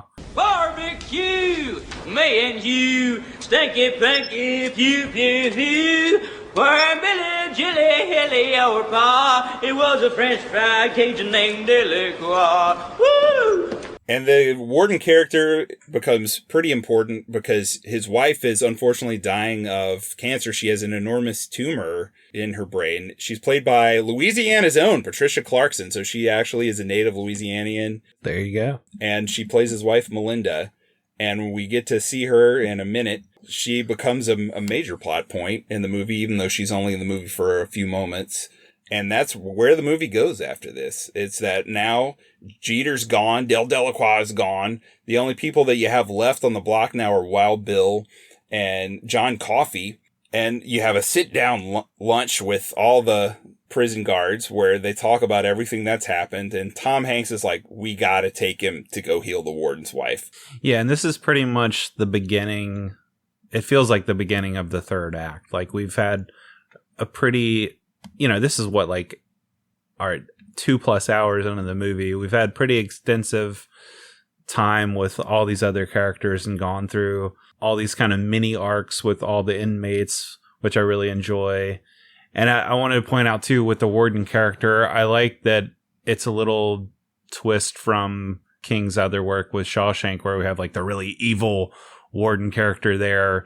Here we have, like, just a really sad James Cromwell who's upset about his wife dying, and he seems to, be like a genuinely good-hearted guy that supports Tom Hanks. So I like that there's a difference there. That was a point of the piece, was that outside of Percy, these prison guards are really moral men, which is the whole point of the ending, is to show you, like, what happens when these really moral guys who really kind of become better men throughout the movie have to do something awful at the end. Oh, and also Lieutenant Dan's in this. Forgot to mention. Oh, yeah, Gary Sinise. Yeah, Tom Hanks goes, after his junk gets healed, he's like, there's no way this guy killed these girls. He healed my junk. So he goes, up to talk to I believe it was the lawyer for John Coffey, and he's played by Lieutenant Dan, and he has this talk with him where he basically makes this comparison to like the dog that they had, where he never did anything bad, and then all of a sudden look at what he did to my son, and you get this reveal as these really gothic shots of his two children were playing out on the swing in their yard, and the son walks up, and again, kind of the way this movie underplays things, even with the music, I feel like a lot of movies would have the kid turn his head, and you'd see that he has no right eyeball anymore. It would be like bump, like it'd be a stinger. Dun, right? dun, dun. And that doesn't happen. It's very subtle. Yeah, I appreciate that. We also didn't talk about William Sadler and John Coffey's, like the flashback to John Coffey holding the two dead girls, like why John Coffey's been incarcerated. Obviously, I think longtime listeners will know we love William Sadler. Talked about him in the Demon Knight episode. Talked about him in the Bill and Ted episode. Death. But yeah, he's great in here. I mean, just the opening shot of this movie, the slow-mo in the fields as we see William Sadler's face screaming, no audio present. He's just like running through the field with his shotgun in his overalls. Pretty awesome. Love that opening. But yeah, he's the very distraught father of these two girls that have gone missing, and they find John Coffey cradling both of their bloody bodies and him just yelling, I tried to take it back, but it was too late. Yep, and no one knows what he means. Also, very noteworthy, Sadler also played the lovable Haywood from The Shawshank Redemption. There you go. Yeah, another connection. Yep, another player that's brought back here. And I think that Jeffrey DeMunn was the prosecutor in The Shawshank Redemption. That's right, yeah. They talk about it, and they realize, like, it would be really wrong if we could heal Melinda, and we don't. So no matter what happens, we got to figure out a way to make that happen. And they figure out the best way to do this would be to bring John Coffey to Melinda in the dead of night. They're going to leave Barry Pepper there because he's young and he still has young kids, and their kids are all grown. Or in the case of David Morris's Brutus, he doesn't have any kids. So they drug Sam Rockwell. They give him a Coke that's just laced with a bunch of downers, and he passes out. You have Percy he's still there because, he's put in his transfer, but he hasn't left yet. It's not time for him to leave quite yet. So they put him in a straitjacket and they throw him in the padded room. Which is really satisfying. I just love how this whole procedure unfolds. I will say, I guess, kind of the elephant in the room for me at this point, talking about John Coffey's character. One thing that bothers me, I mean, okay, so obviously you have the magic Negro trope here, which, maybe that doesn't bother you. Maybe it does. I don't think it's here. You don't think it's here? No, the entire gist of that trope is that character is just there to help the white character. Yeah. So, like, he's not teaching Tom Hanks to play golf here. Like Legend of Bagger Vance. Right. He's a fully realized character who's not only central to the story, but a central character who has a full arc and who I think the audience most closely empathizes with. But is he not here just to help the white man, just like you're talking about? Like, how that is very present to me. Well, he helps everybody. He helps, and throughout his life has helped everybody. Well, I was going to say, the part about this, how it unfolds, that does bother me is like, we don't have a scene of these men like asking John Coffey if he would want to use his gift in this way, they see that every time he does heal somebody, he's like really tired and has to just go lay down. I don't know. It's just like the assumption on their part of like, oh, you know what?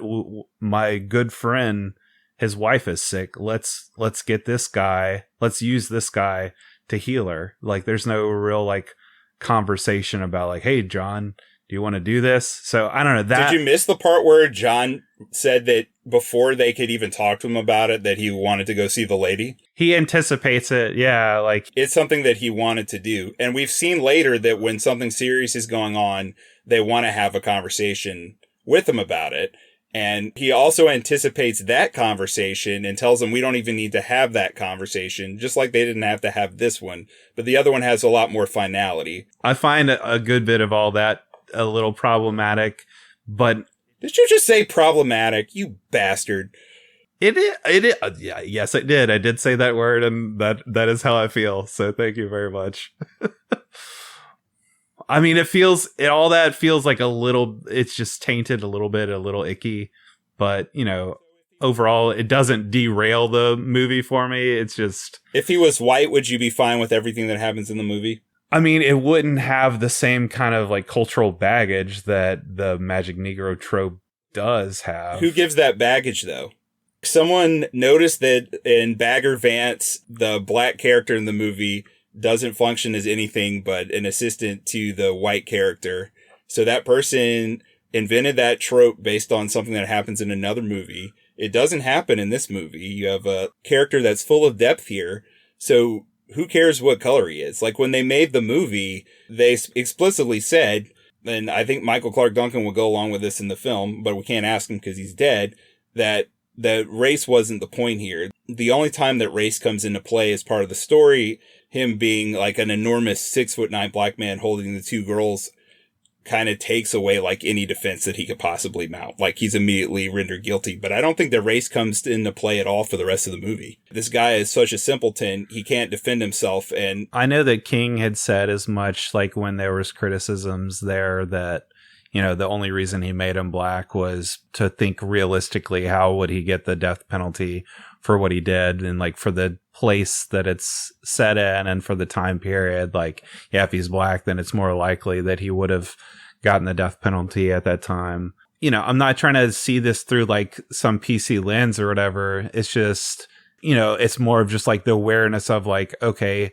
why is that something that's like a trope that people have noticed? And it's just like trying to see this from the perspective of somebody who is black and is like, oh, this black man has this special gift is used by these white, not only like, the history of like black people being incarcerated, like, the baggage of that playing in, but it's like using his gift to heal all like these white people and then to be killed in the end. It's like, and then like for the good guys who do kill him to kind of get off in the end because he's like, oh, it's okay. I kind of want to die. You think Tom Hanks gets off in the end?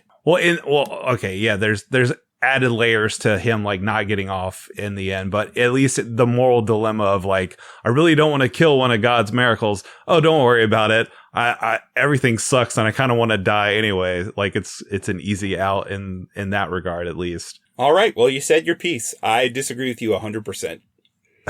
All right. 100% is the most you can disagree, I guess. But if you could go to 200, I'd go to 200. This is how Filmshake ends right here. Another fight. We thought we had remedied our woes against each other, but I guess not. Yeah, I mean, if the character was white, the movie wouldn't be any different than if he was black. I mean, it does work to a large degree, him being black, because I mean that adds in like other layers, like within the time period and like how they relate to John Coffey. So are you saying him being black helps the movie? I mean, I said from the get-go that I had conflicting feelings about a lot of things. So it's like, I don't know. It's just weird. I don't know. It's like, I think it works that he is like this big, black man, and how the prejudice of the times would play in him getting the death penalty, obviously. But, and like him, just like not having any way to defend himself. But yeah, then there's just like the Magic Negro trope thing that just sticks out a little bit to me, where I'm just like, it makes this feel a little icky.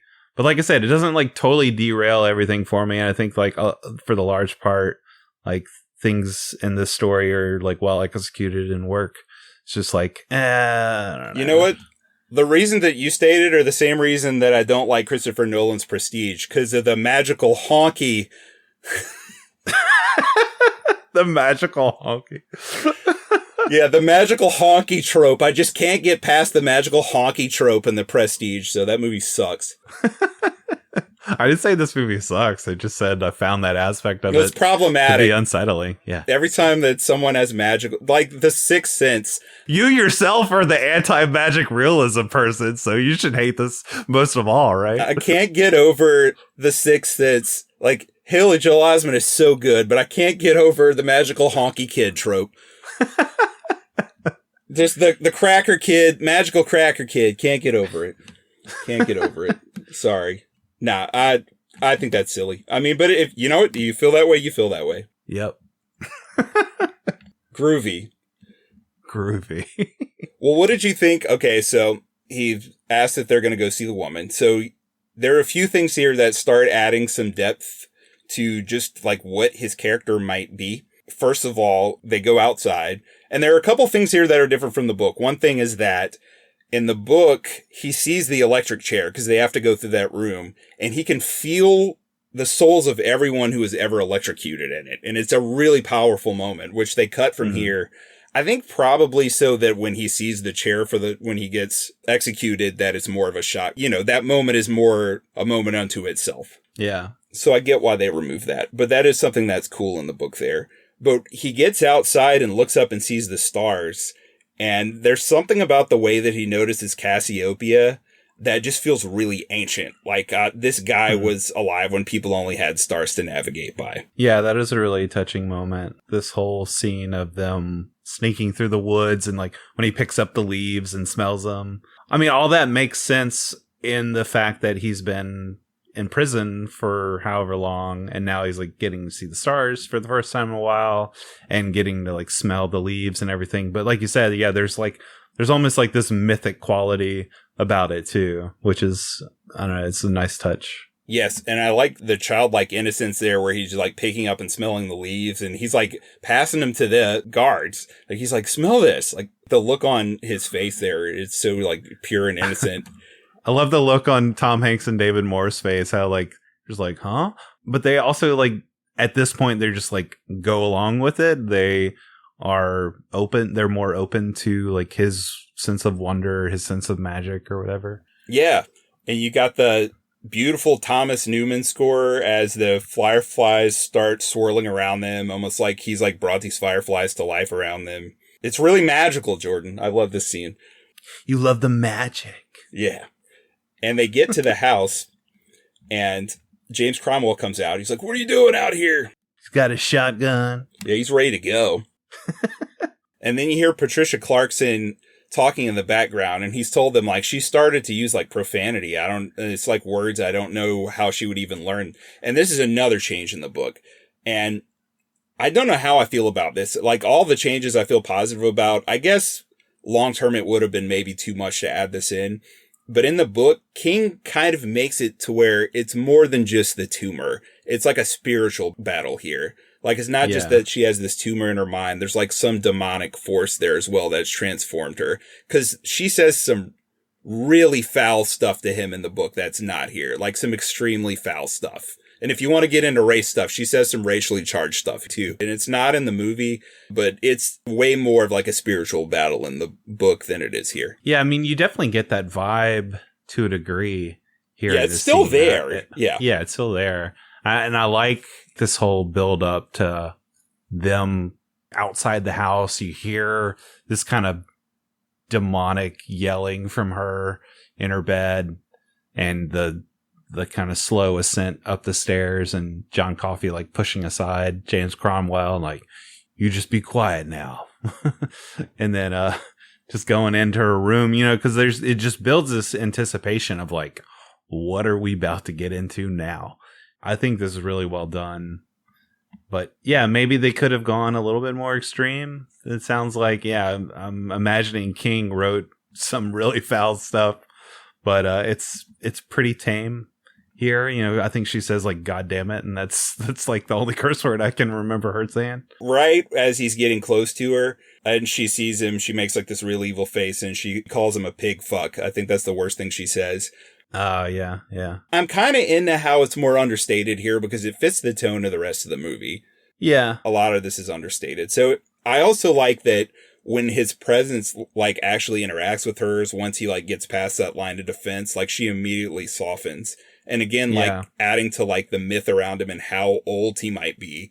For the first time, anyone says, where'd you get all those scars? And then you just realize his body is just covered in scars everywhere. Not just like he was like whipped. Maybe he was a slave at some point in the past. Just like he's just been through like hundreds or maybe thousands of years of life. And I like how he says like he doesn't remember, like he doesn't really know himself or where he came from or where these scars came from either. Right. And then knowing what we know later in the movie about how he basically infects Tom Hanks and Mr. Jingles with life, he probably in some way is life to a degree to where like he's just been alive forever. He could have been alive like when the ancient Romans were alive. Yeah. Which is pretty cool. But then you have the scene where he heals her here, where he sucks all the evil out of her. I thought it was gnarly how they do show the clock downstairs stop, the old grandfather clock. And then there's like a little mini earthquake in the room. Yeah. Yeah, that was pretty sweet. And I like the awkwardness of him like leaning down and getting his mouth like over her mouth.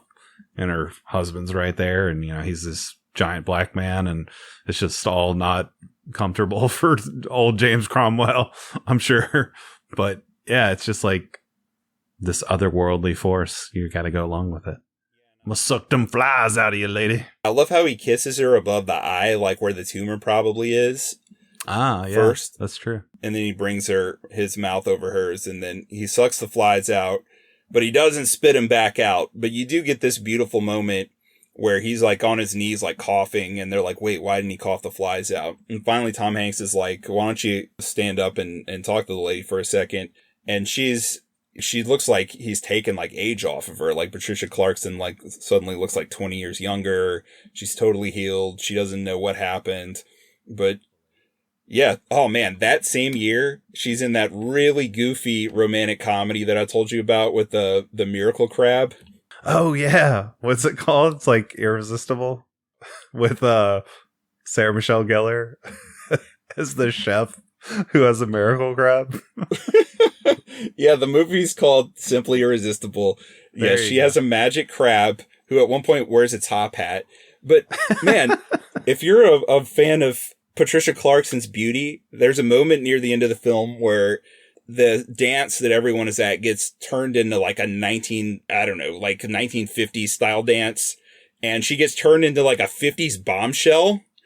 And she just looks gorgeous in that movie and Simply Irresistible. So if you want to sit through a really weird romantic comedy with Sarah Michelle Gellar, who also looks great. In fact, her wardrobe person is listed in the opening credits right after the cast. Watch Simply Irresistible. I'm going to watch it for the crab. I did go and watch parts of it for the crab already. That crab is really good. It's a good crab. But did you like what she tells John Coffey here? It's like some really Stephen King dialogue. I dreamed of you. I dreamed you were wandering in the dark. And so was I. And we found each other. We found each other in the dark. Yeah, that whole moment was really touching and beautiful. And like you said, just like calling back to Jesus and, you know, the healing of the women and the different gospels, like just this whole moment of like, yeah, like he's cast this evil spirit out of her. And now just seeing her jubilant and beautiful and thanking him in a way, even though she doesn't really remember what happened or know that he was the one that healed her. Right. And I love that she gives him the St. Christopher's necklace too here. For the patron saint of travelers, right? Yeah, among other things. Yeah. So that was really cool. Nice. And then they head back to the prison and they're still like, wait, like he might die. Like he looks bad. He's not coughing up the flies. We might have to get like a crane to lift his dead body out of this field if we can't get him onto this truck. But they do. Yeah. I mean, it makes you really concerned. Like, one, he's still got the flies in him. So I'm like really scared in that moment for him. Like, oh no, like John's going to take in this, again, going back to the trope, take in this white woman's disease and for these white men and kill himself. No, but I honestly think that the existence of that trope being coined is itself racist. To be honest with you. Possibly. Yeah, I remember watching the movie and feeling the audience felt this way too. What's going to happen? You can't tell what's going to happen in the scene if you don't know what's going on. All of this feels extremely unpredictable. The next 10 minutes of the movie. Yeah. No, and I enjoy that. You know, I am on the edge of my seat, like wondering, like, oh, is he going to die from this or what? And then, yeah, the very real possibility of these men getting caught and going to prison because of what they've done now, you know? And they're all such decent men and so likable. Like, you don't want that either. And then what happens is kind of insane. So they go and they get Percy out of the padded room and they're like, don't talk. What stays in the mile? What happens in the mile stays in the mile. We won't tell anyone. What happens on the mile stays in the mile. Yeah. That was kind of a goofy line that you hear multiple times. Right. Like what happens in Vegas stays in Vegas. Right. It reminded me of that. But I guess that term probably came to prominence after this movie, and I don't really know what else they could have told him there, because he's done like a lot of bad things that only they know about, and they could hurt him badly with that. But at the same time, like, his aunt is married to the mayor, so he could totally screw them over. And they get the sense as he walks out of the room, like, we might be fine today, but eventually he's going to squeal on us and we're all going to be screwed. And then at that point, John Coffey reaches through his cell and grabs him and vomits the fly straight into Percy's mouth. This is a weird turn for sure. I mean, it definitely feels very Stephen King. I don't know how well it like really fits with the rest of this movie and with like John Coffey as this kind of mythic, innocent character. I mean, I guess it could work within like the Christ figure allegory in that he's like punishing the wicked here. But I don't know, it feels strange to me. Like, this is another part that kind of unsettles me, where he's like, he spits the flies into Percy. Percy becomes like just this shell, non-existent, you know, vegetable, possessed by this demon spirit or whatever, and then walks over to Wild Bill and guns down Wild Bill in his cell and kills him. Very eerie. I mean, it works. It's really effective. Like, it keeps me engaged, but it also just like, I don't know, makes things a little bit more muddy as far as like John Coffey goes, like him being an innocent, you know, it's like, oh, well, now you really are a murderer in a way. Well, I think it goes to the fact that Percy's an awful person. Yeah. He did just to Dell in general, like he gave him what was going to be a fairly inhumane death, turned it into like the most inhumane death possible. And he's about to go to a mental hospital with people who are mentally unwell. And he's young, so he's essentially going to spend the next 40 years of his life torturing and possibly killing mental patients. And now that's not going to happen. Yeah. So, I mean, that is a good thing for sure. And as I've mentioned before, I don't think that you can have love without justice. So justice happens here. I mean, I think we touched on this idea of justice too in the 8mm episode of like, is it John Coffey's place though to punish Percy in that way and to punish Wild Bill? Like, he's taking justice into his own hands.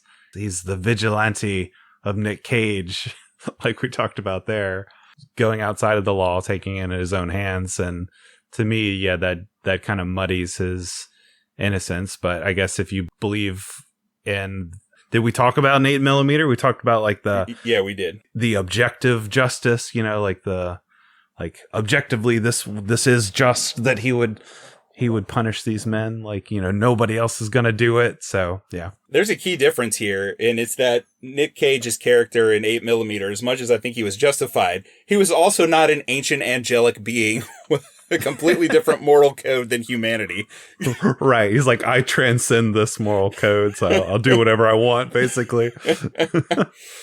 And yeah, this is where we find out, because Sam Rockwell's character, Wild Bill, just happened to come to for a split second after he was drugged and grab on to Michael Clark Duncan just as they were leaving to go heal the Melinda character. And whatever he did, like, you can tell, like, that was bad. Like, that negatively affected John Coffey and messed him up. He saw something really bad whenever Wild Bill touched him. And at this moment, Tom Hanks's character gets called over. Again, boss gets called over. And Michael Clark Duncan grabs his hand, and this is where you see what really happened. I'm eating a Dorito. Yeah, there we go. Eat them. Which are you eating? Nacho cheese? No, I'm just eating a Dorito because you said boss. No, what flavor? Oh, dude, Cool Ranch all the way. What Cool Ranch. All right, I figured it was either Nacho or Cool Ranch. They have so many random flavors. Did you ever get the Cool Ranch Doritos Locos Taco whenever they had them? I don't think I did. I feel like it could have had more ranch flavor than it did. I think that's why they phased it out. They need to bring it back and make it new and improved. I feel like you're just holding back, like you're holding back your rage at me for your disappointment at me for having issues with the. No, I'm actually quite pleased with you, Jordan. Despite the issues you've had, I was scared you were going to come into this just like laughing at the movie and been like, "This was dumb.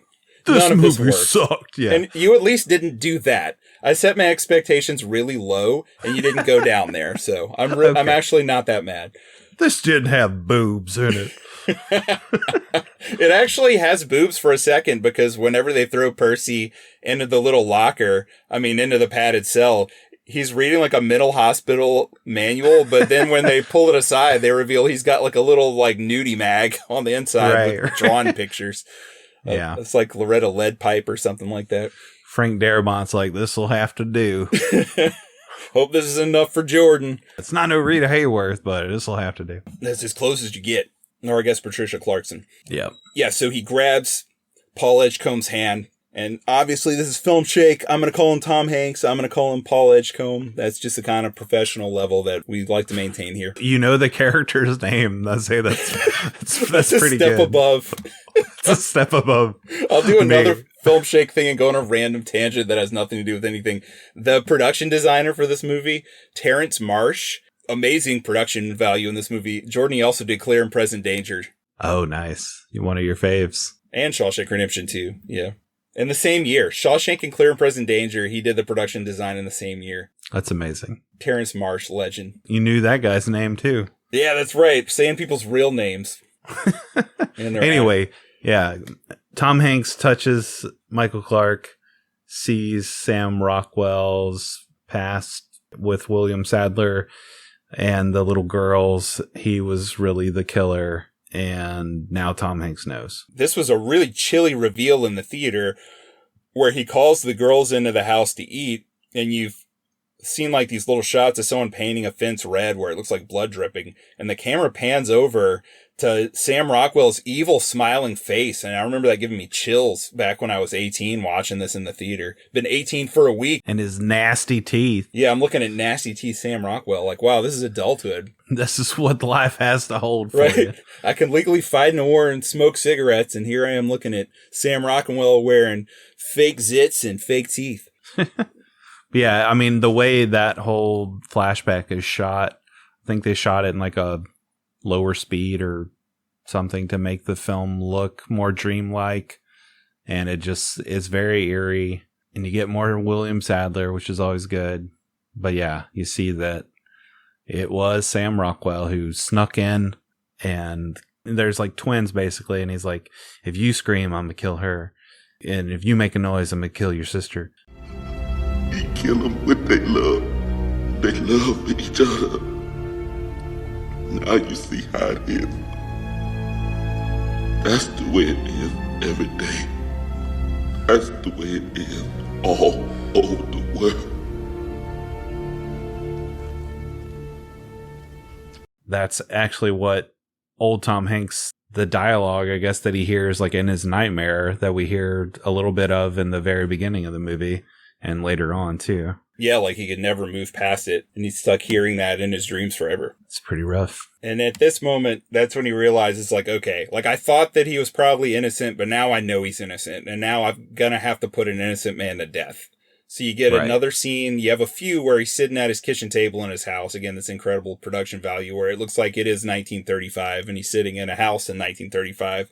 Yeah, it's amazing. He's listening to an old song, and Bonnie Hunt comes over and gives him a hug.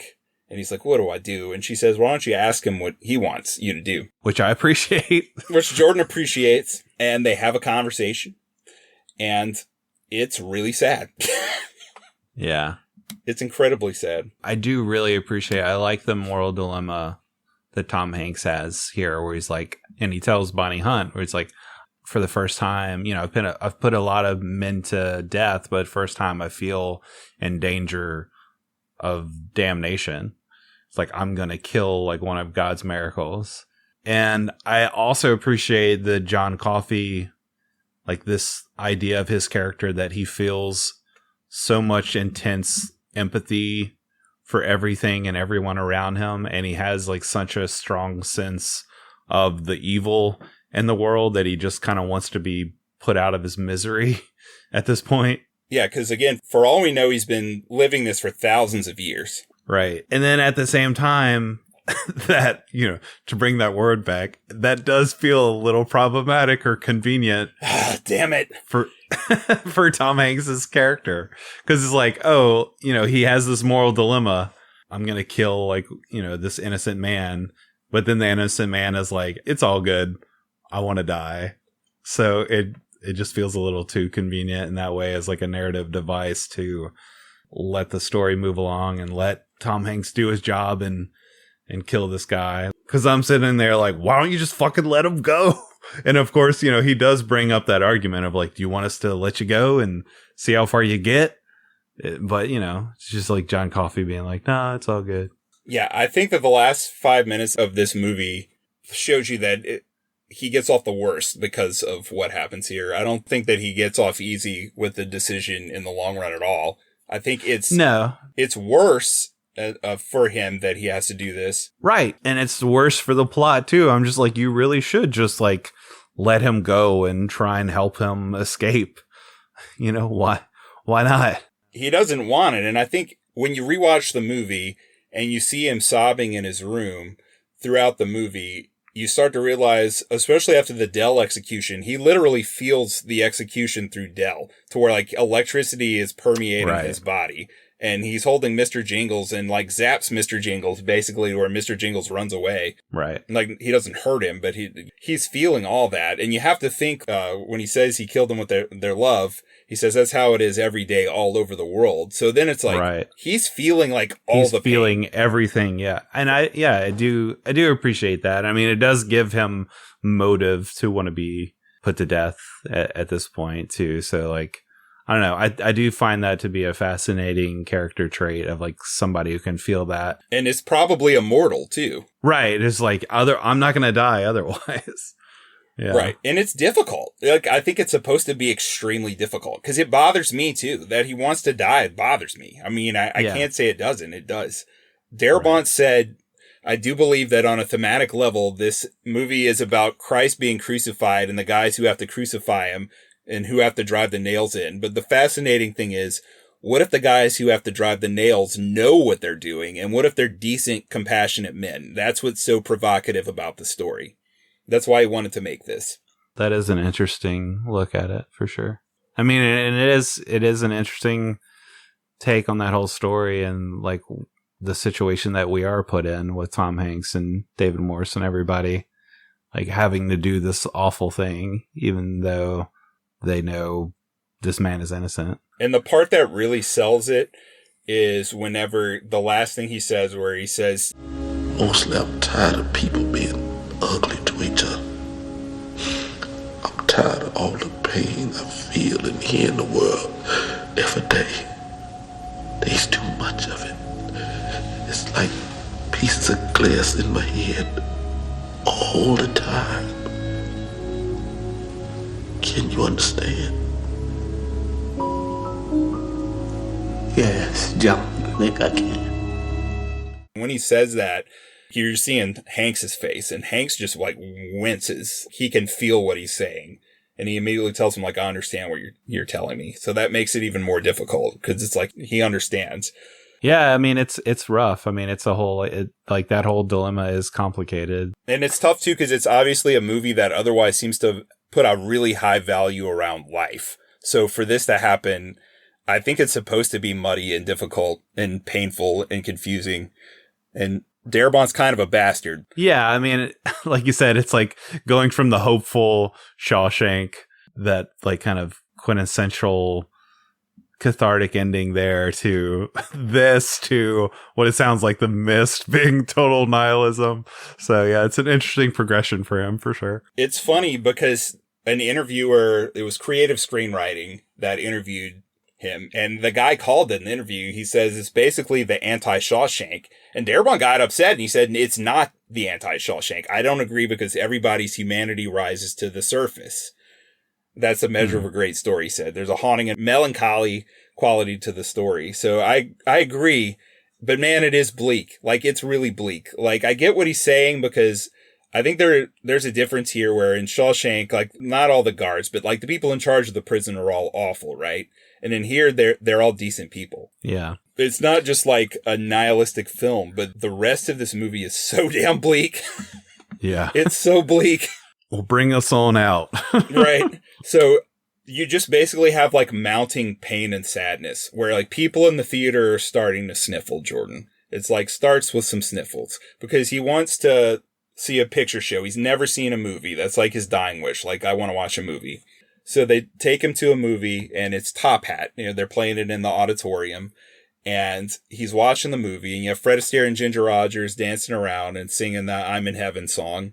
And he's just loving it. And you get the shot of him where the camera moves around to the front of his face and he has just like this look of joy on his face and the light behind him just turns into a halo, basically. Like, it's supposed to look like that. Like he's an angel in the moment.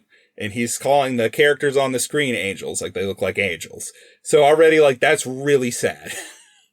Then he goes back to the cell.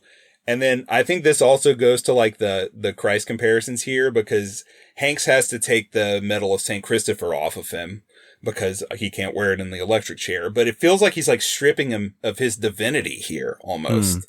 That's interesting. Okay, the sniffles are starting to get a little louder because I think a lot of people in the theater, myself included, thought like, well, surely this is going to end with him somehow becoming free and getting out of here. Surely that's going to happen. But then they pull him out and he starts walking the mile and he starts telling them about a dream that he had with the dead girls being alive again and Mr. Jingles is there and they're all watching him do tricks in Mouseville. And then you see in the background as they're walking, Barry Pepper is starting to cry. Yeah, yeah. And then the sniffles get a little louder. And then they get in the room. And as soon as they walk in the room, Sadler yells, kill him twice.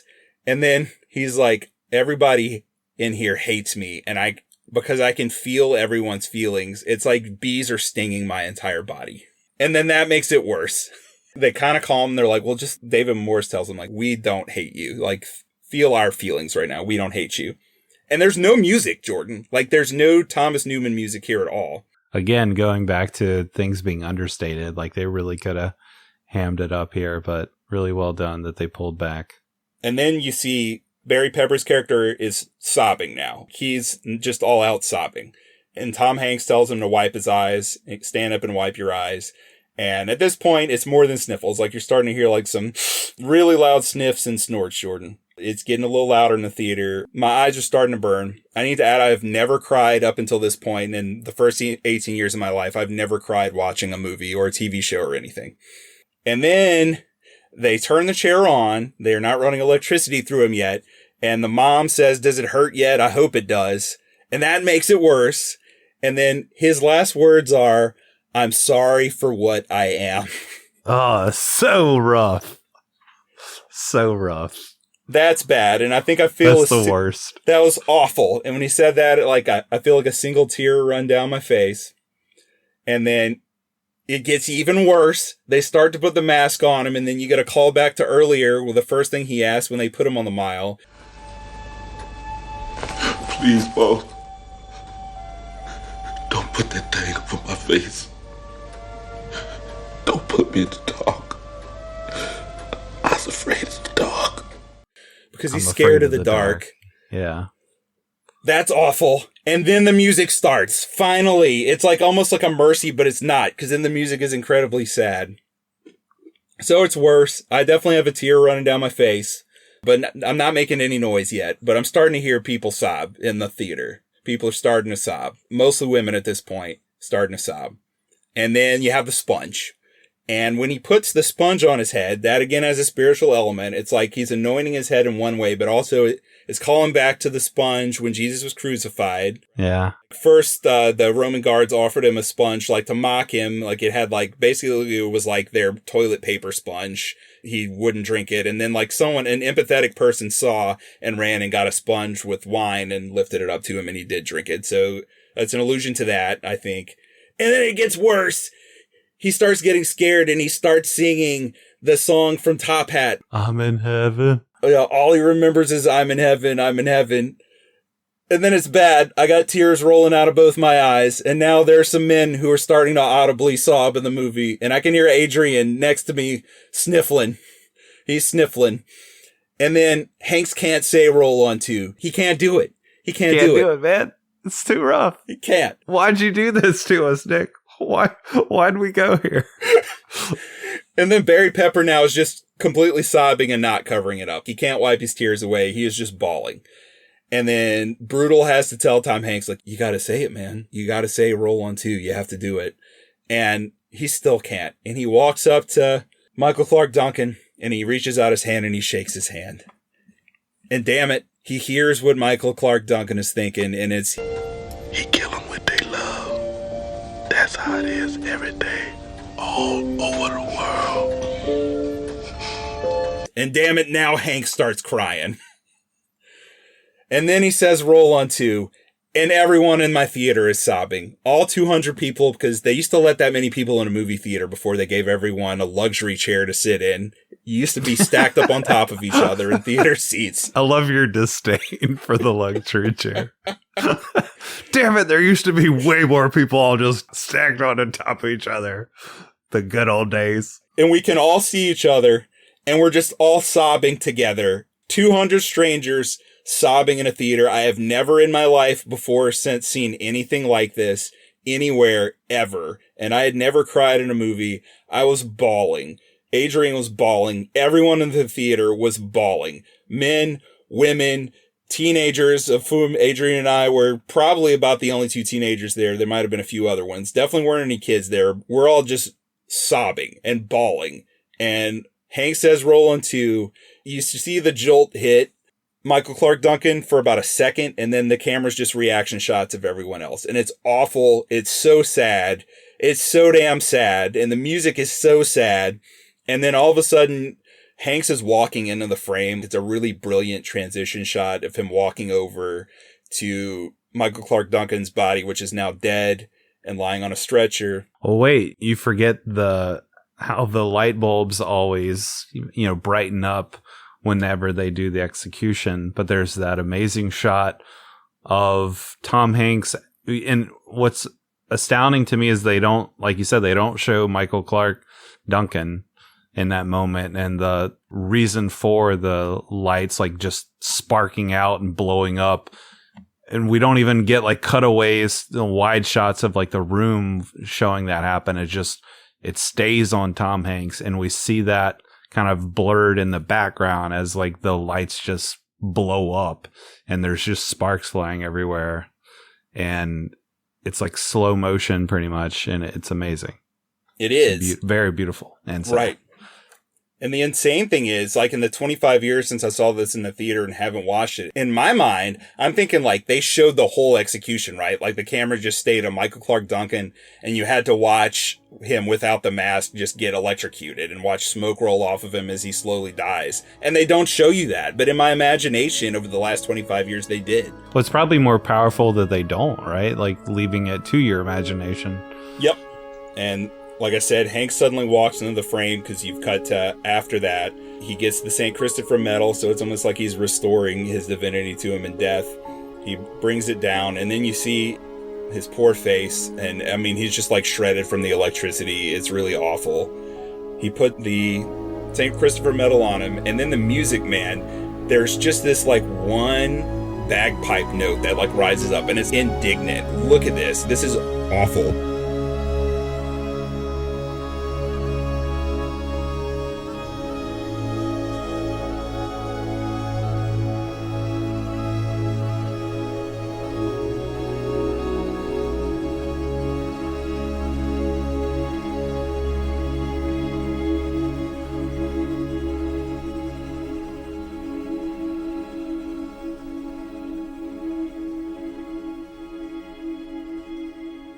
This is so wrong. It's just the same bagpipe note that the guy just keeps hitting off in the background. It's amazing. There's a lot of pretty cool musical touches in the score, but that is a great one. And Brutal looks over at him and nods, and Tom Hanks covers him.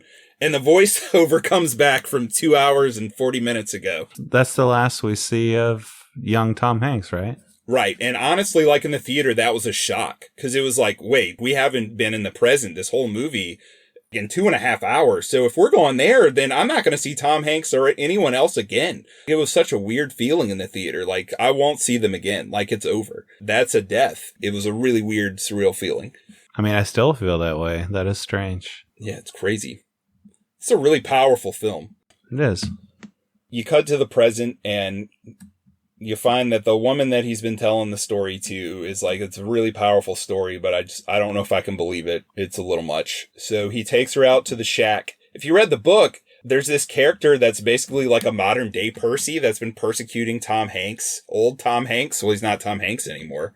He's not. Yeah. He's Dabbs Greer. He's Paul Edgecombe, played by Dabbs Greer, right? That's been persecuting him. And they removed him because he wasn't necessary anymore. Because you have like 5 novellas that all have to start and end on your narrator, and you don't have to do that here. So they cut that character out. So they walk to the shack, and he says, like, I gotta show you something. And you see the old cigar box. Who's in the box, Jordan? Mr. Jingles. Oh, that's right. We do have another scene where we see young Tom Hanks finding Mr. Jingles in the cell block again, and like walking down the cell block holding Mr. Jingles. So we do get to see him on like a happy note, at least. Right. And it's kind of nuts because the movie's 3 hours long, but it's like, ooh, are we going to get to see more of them? And that's it. That's all you get. Yeah. Yeah. How do you feel about this ending and Mr. Jingles? Like, the power has passed through and made Mr. Jingles live this long, and old Tom Hanks is really, really old Tom Hanks. I don't know. Like, some of this just felt a little wonky to me. It didn't quite work. What about it? Yeah, it's like, it's hard to put my finger on necessarily, but it's just like, I don't know, a little too much, like just going a little too far. It kind of breaks the suspension of disbelief and doesn't feel like a very satisfying reveal as far as like, I told you this story, now let me show you my really old mouse and tell you how I'm just really old. I don't know. I guess I wanted more of what we had with Michael Clark Duncan and young Tom Hanks, and this, like I said, I really enjoyed the opening with Dabbs Greer in the nursing home, but I don't know. It almost feels like the magical realism should have just stayed in that story, and like when we came back to the present day, that's where it stops, and like we just kind of have like regular old Tom Hanks and old lady and him telling her the story, and that's it. Like, I would have been fine with that, but it feels like it goes like a little bit too far with all the other stuff. That doesn't really bother me. The thing that I think I've wrestled with is the movie got so bleak and so downtrodden, and it's just such a downer to see him get executed like that after everything you've watched. It's really awful. There is something kind of beautiful about it and like the character's nobility and death, but it's just so bleak. And yeah. Magical realism for me, I think of like as something like a quirky thing and like a lighthearted story. Whenever it's like something that's a little more horrific like this, just personally, I wouldn't label it that way, but I mean, like, I can't argue with you labeling it that way. I mean, it's just a personal thing. Yeah. To me, it's like, well, that was bleak, but we're about to get even bleaker. Yeah. Because he starts to give a voiceover here where you get Mr. Jingles, and he's really old. In the book, he just dies here. He does his trick and dies, but that's not what happens. Because Darabont, again, thought, man, that Stephen King book had a dark ending. What if I go even darker? So basically, he gives his voiceover where he's like, yeah, it's all great, but you know what? I'm basically going to live forever. So everyone I've loved, my wife, my kids, they're all dead. Everyone that I worked with, that I was friends with, even Brutus, they're all dead, and they've been dead a long time. I'm 108 years old. Even you, old lady that I'm telling this story to, you're dead now. Like, it's kind of an awkward transition, honestly, where he's just like, told you this story, And then now I'm going to break in a voiceover. Oh, and by the way, you're dead and I'm still living. I'm going to live forever. I'm show your funeral and like just keep on going and going and going. He's saying all this stuff to her in like 1995, but as he's telling her this, now the camera is actually showing you what's going to happen. So I didn't think that was weird. It didn't bother me on like a filmmaking level at all. Like on a moral level, I'm like really split with just how bleak this gets because it's so bleak. It's incredibly bleak. It makes you feel really the opposite of the Shawshank Redemption, where it's basically like, I killed this guy. He was like a miracle of God. He was a complete innocent. And now I'm cursed to basically live forever and see everyone I know and love die. And I'm not in the prime of my life. Graham Greene gave that monologue earlier about the finest moment in his life, and that was what he got to reflect on, and then he died. But not me. The finest moments of my life happened a long time ago, and now I'm stuck in this old body that's aging really slowly. I'm going to be stuck in it for decades, maybe centuries, maybe millennia. I don't even know. And I'm just going to be thinking about all this awful, horrific stuff. I'm not going to be able to get it out of my head.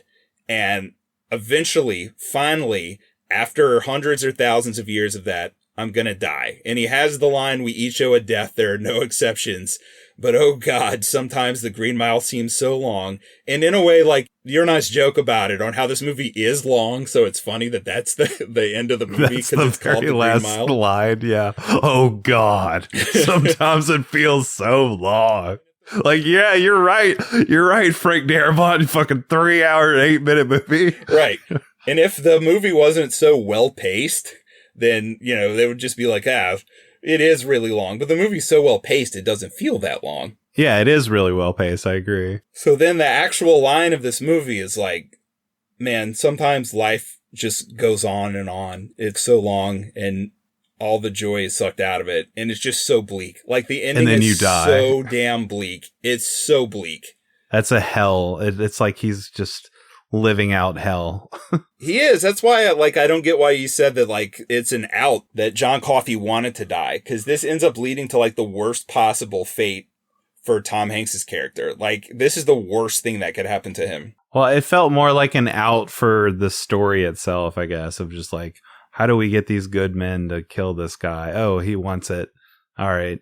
I gotcha. I guess I just feel like they've shown you like enough of his torment to where it'd be like understandable. Even if I don't agree with it, it's understandable. Right. It's like, it's understandable, but it's also convenient. I don't know. I mean, like, I don't agree with it morally. I don't necessarily think it's convenient like you do, but it's just difficult. It's difficult. I think after he says, oh God, sometimes the Green Mile just feels so long, we should have cut to like an actual old Tom Hanks in a movie theater watching this movie, but he's finally dead and it's just like a skeleton.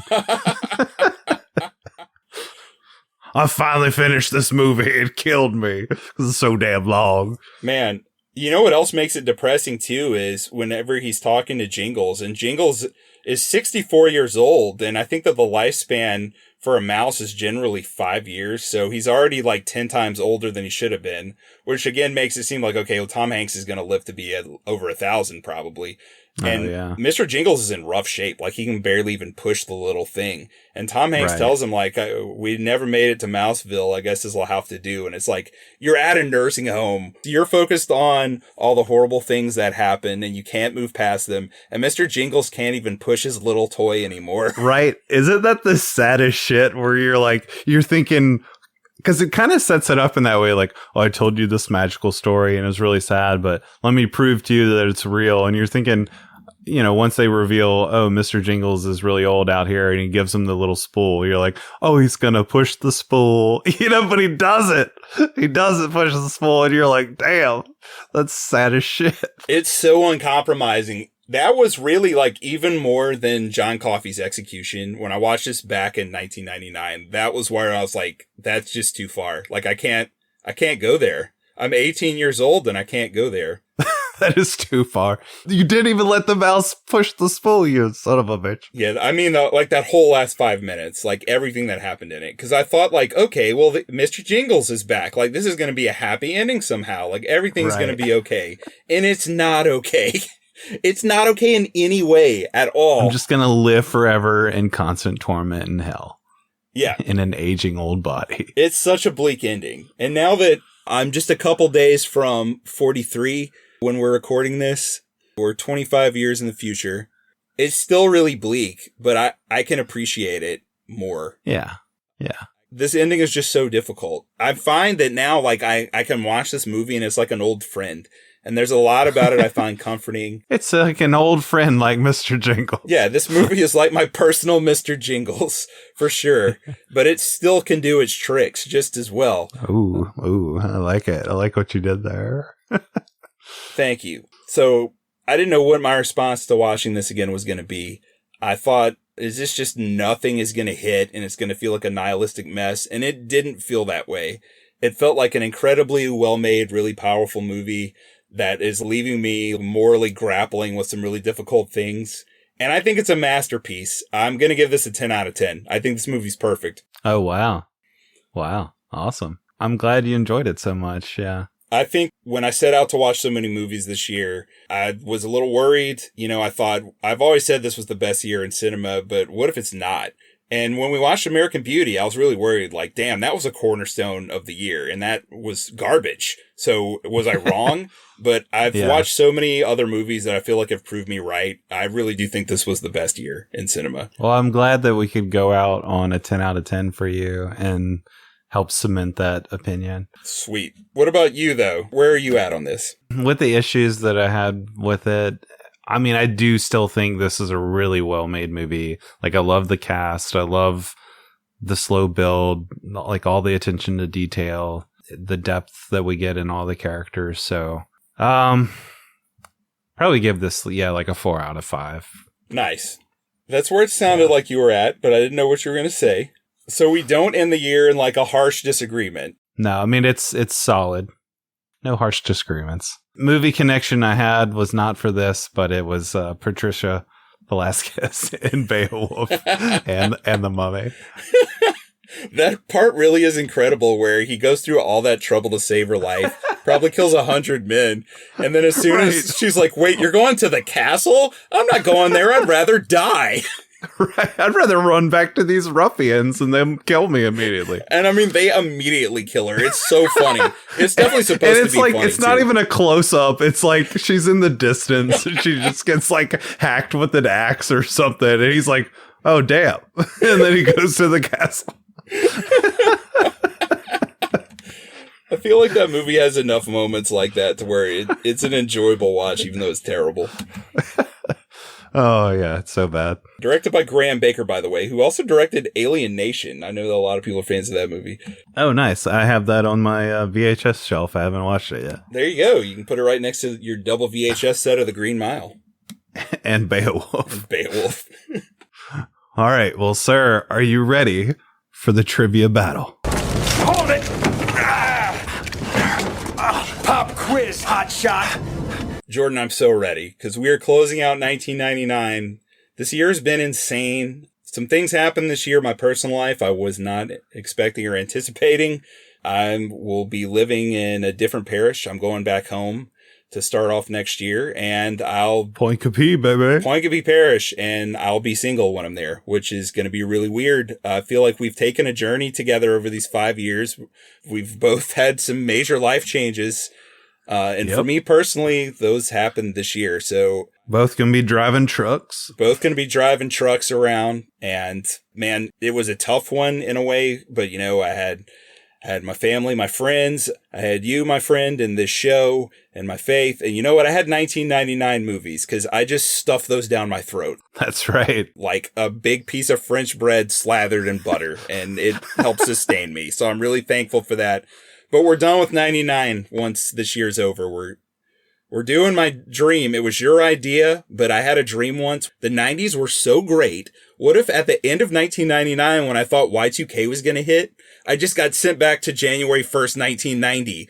God, that would rule. And that's what's happening to Filmshake, Jordan. That's right. Back to 1990, baby. Next year, we're just doing all 90 movies. Yes. Not 90s movies, but 1990. 1990. Movies. And I don't think that we'll keep doing that after that year. I think we'll go back to bouncing around most likely. I mean, no promises, but most likely I think we will. So maybe I'll just kick off 2026 with The Matrix. Who knows? There you go. But there you go. Yeah, next year it's all 1990. Just have to wait movies. 2 years for it, listeners. Wait, a year, 1 year and a month. Okay, 1 year. Yeah. Okay. Yeah. Rad. So yeah, this is our last trivia battle for our 1999 series, Jordan. I'm pretty excited, but what questions are you going to ask me? Because I don't know if I'm excited about that. Hey, I actually did write questions. So, first of all, you shouldn't assume that I have any, but I do have some. And all my questions are about Mr. Harry Dean Stanton, who played Toot Toot. Ooh, nice. All my questions are about movies that have a color in the title. Oh, nice. I'll kick it off here. So, question number 1. Harry Dean plays Toot Toot, a convict in the prison who helps them rehearse the executions. In what other movie does Harry Dean play a convict? A. Dillinger, B. Cool Hand Luke, C. Two-Lane Blacktop, or D. Cockfighter? Was it in Cool Hand Luke? That's right. Yay. It was Cool Hand Luke. Yippee. Excited. All right, Jordan. I know this next movie, the first 1990 movie, is going to be your pick, so I didn't go too hard on these. I got some faith in you. All right, number 1. We both love this movie, so I think you'll know the answer. Who wrote and directed 2016's The Green Room? Was it A. Marcel Descartes, B. Jeremy Saulnier, C. Jacques de Molnier, or D. Stéphane Urkel? Jeremy Saulnier. Correct. Nice. I wanted to somehow connect Green Room to Green Mile, and I was debating on how to do that in my trivia battle, but gave up on that and went with Harry Dean. So I'm glad you did. Yeah, I did it because I do like that movie a lot. It's awesome. Anton Yelchin, rip. All right. Number 2, Harry Dean, sometimes credited H.D. Stanton. He played a hitchhiker in the road movie Two-Lane Blacktop, which I just mentioned. But who directed the film? Was it A. Walter Hill, B. Monty Hellman, C. Arthur Penn, or D. Don Siegel? I don't know. Was it Walter Hill? Nope, it was B. Monty Hellman. I did not know that. Which number in the trilogy is Kieslowski's 1993 film Three Colors Blue? 1, 2, 3, or 4? Oh, geez. I'm trying to think of the French flag. Does it go in the order? Mm-hmm. Is it 2? It's 1. Ah, damn. Man, some people that we used to be on a network with that had a low opinion of us are going to have an even lower opinion. And I don't give a shit. Screw those guys. There you go. Yeah, I still have not seen any of those films, even though I think I bought the VHS of White the other day. I've only seen Blue, and I was just like, it was all right. It's fine. I didn't think it was a masterpiece. I just thought it was a decent movie. I mean, whatever. All right. I guess I'm just a plebe. I'll have to check it out one day. I'll stick with the Green Mile. All right. Question 3 for me. Roger Ebert once said that if a movie included both Harry Dean and E. Emmett Walsh, that it could not be a totally bad movie. What movie features both actors? Is it A. Repo Man, B. Straight Time, C. Dream a Little Dream, or D. The Animal? Man, I was thinking they were both in Blade Runner for some reason, but only E. Emmett Walsh is, I think. Yeah. Whatever A was. Repo Man? Yeah. Wrong. It was B. Straight Time. You know, I've never seen Straight Time. Yeah, it's a good one. I liked it a lot. Sweet. All right. Well, one of us will win this at some point. All right. Who directed 2021's The Black Phone? Was it A. Scott Derrickson, B. James Wan, C. Patrick Wilson, or D. Fede Alvarez? Was it James Wan? Oh, it was Scott Derrickson. Ah. Who has a great working relationship with Ethan Hawke. Okay. He's done some pretty freaky movies with him. Nice. I like Ethan Hawke a lot. I don't know if that's come up on this podcast. You are a big Ethan Hawke fan. It's true. You should watch The Black Phone. He is a creep in that movie. Nice. All right. Question 4. But which film did Roger Ebert say broke the Stanton Walsh rule?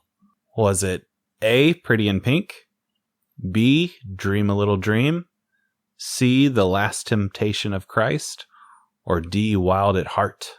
Was it Dream a Little Dream? That's right. All right, yeah.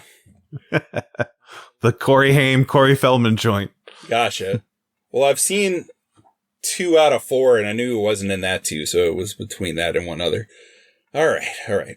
What actor co-starred in Woody Allen's 1985 film The Purple Rose of Cairo? Was it A. Jeff Daniels, B. Michael Caine, C. William Hurt, or D. Sylvester Stallone? It's either Daniels or Hurt. Was it Jeff Daniels? Yes, it was. You got it. Nice. I really love that movie. He's really fun in it, too. It's been a minute since I've seen that. Yeah, I got to thank one of my film professors for making me watch that, because I don't think I would have otherwise. So I'm not like a huge Woody Allen fan. Not a Woody Allen fan? Yeah, and I'm talking like back in the day. Like I'd watched 2 or 3 of his movies and thought they were all right, but I love that one. Yeah, I remember liking that one a lot. All right, what you got next? Next question. Last question. Yeah, I only have one more, too. Yeah. Harry Dean was in 2 films that won the Palme d'Or at the Cannes Film Festival. So Paris, Texas was one of those films. Great movie. He's so good in that. Yeah, it's an amazing movie. Like 5 out of 5. Love that movie. Oh, yeah. What was the other movie that won the Palme d'Or that he's in? A, Alien. B, Wild at Heart. C, Inland Empire. D, Ballad of the Nightingale. Or E, the Care Bears movie. See, I want to say Alien, but at Wild at Heart is Lynch, right? Yeah. And they love him over there, so I'm going to guess that. There you go. You got it. Wild at Heart. Yeah. Awesome. All right. You win the trivia battle. Wait, no. I got one question left. Maybe you can tie. All right. Maybe you can tie. And I'm going to promote the Patreon here. We have a Patreon. It's a lot of fun. You should check it out. It's a good time. And this question is related to that. In 2019, Filmshake recorded a lost episode on 2011's The Gray that I'm finally editing together for our patrons next year. So patrons, if you're listening, I'm going to finally, I've promised this before, Jordan and I, whenever we switched to 90s movies 5 years ago, we had a bridge episode that was never released. It's on The Gray. I'm finally going to edit that for the patrons. So I know some of y'all were excited about that. I promise it really is coming next year. Who directed that film, Jordan? Was it A, Liam Neeson, B, Louis Leterrier, C, Joe Carnahan, or D, Pierre Morel? Joe Carnahan. You got it, dog. I was hoping since we 5 years ago actually covered this that you would know it, and you did. I did. So you tied, and it's your pick next, so I'm just going to say you win. All right. Appreciate it. Great job. So, Jordan, before you reveal your pick, we're about to hit Y2K, and we're about to roll over back to 1990. We're not all going to die in a chemical fire, thank God. Unfortunately. But you know what? We don't know that the clock's about to turn back to 1990. We're not going to 2000. That's not happening. The 9/11 is never going to happen. The war on terror, never going to happen because we're just going to go back to 1990. Everything will be peachy. Everything's going to be peachy. But right now, I just saw The Green Mile in the theater for the first time. It was really bleak. And then I had a surgery that I thought I was going to die in, and I didn't die, but I got 104 fever for 2 weeks. I'm watching the ball go up in the air. I'm thinking, this might be it. This might be the end. And you know, I watched The Green Mile. I've done all these philosophical monologues for Filmshake. And The Green Mile is so philosophically complicated and complex. Even the director admits he's not quite sure what he's trying to say or what the movie is about. Yeah. But I feel like there's something that sums it up. And I'm not going to go on a philosophical monologue. I'm going to recite a poem here. Okay. This is Robert Frost. This is what happens on Filmshake. You just never know. This is what happens. I think you never know what you're going to get. Robert Frost philosophically summed up this movie very well in a poem that was published, but also an outtake from that poem. So that poem, Nothing Gold Can Stay. Nature's first green is gold. Her hardest hue to hold. Her early leaves of flower, but only so an hour. Then leaf subsides to leaf, so Eden sank to grief. So dawn goes down today. Nothing gold can stay. So that's the published poem. Everyone knows that poem. You probably had to go over that at some point. Your depressing English teacher made you read it, and you were like, damn, that's depressing. Right. Everything just turns to shit. Right. We're all gonna die. We're all gonna die. Y2K's Like coming. Beavis and Butthead. We're all gonna die. Yes. We're gonna die! It was all meaningless. We thought Beavis and Butthead's behavior was ridiculous and nihilistic, but it turns out, why do anything else? There was no point to begin with, and now we're all doomed. Well, Robert Frost actually wrote 3 stanzas for this poem. The original poem, before he whittled it down, was 3 stanzas, and this was the original last stanza of that poem. In gold as it began, the world will end for man. In some belief of vow, the world is ending now. The final age of gold, and what we now behold. If so, we'd better gaze, for nothing golden stays. Rough.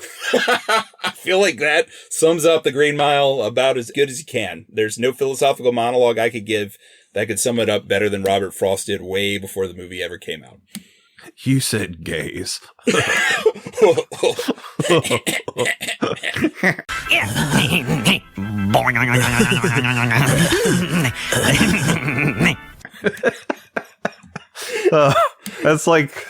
That's Filmshake in a nutshell.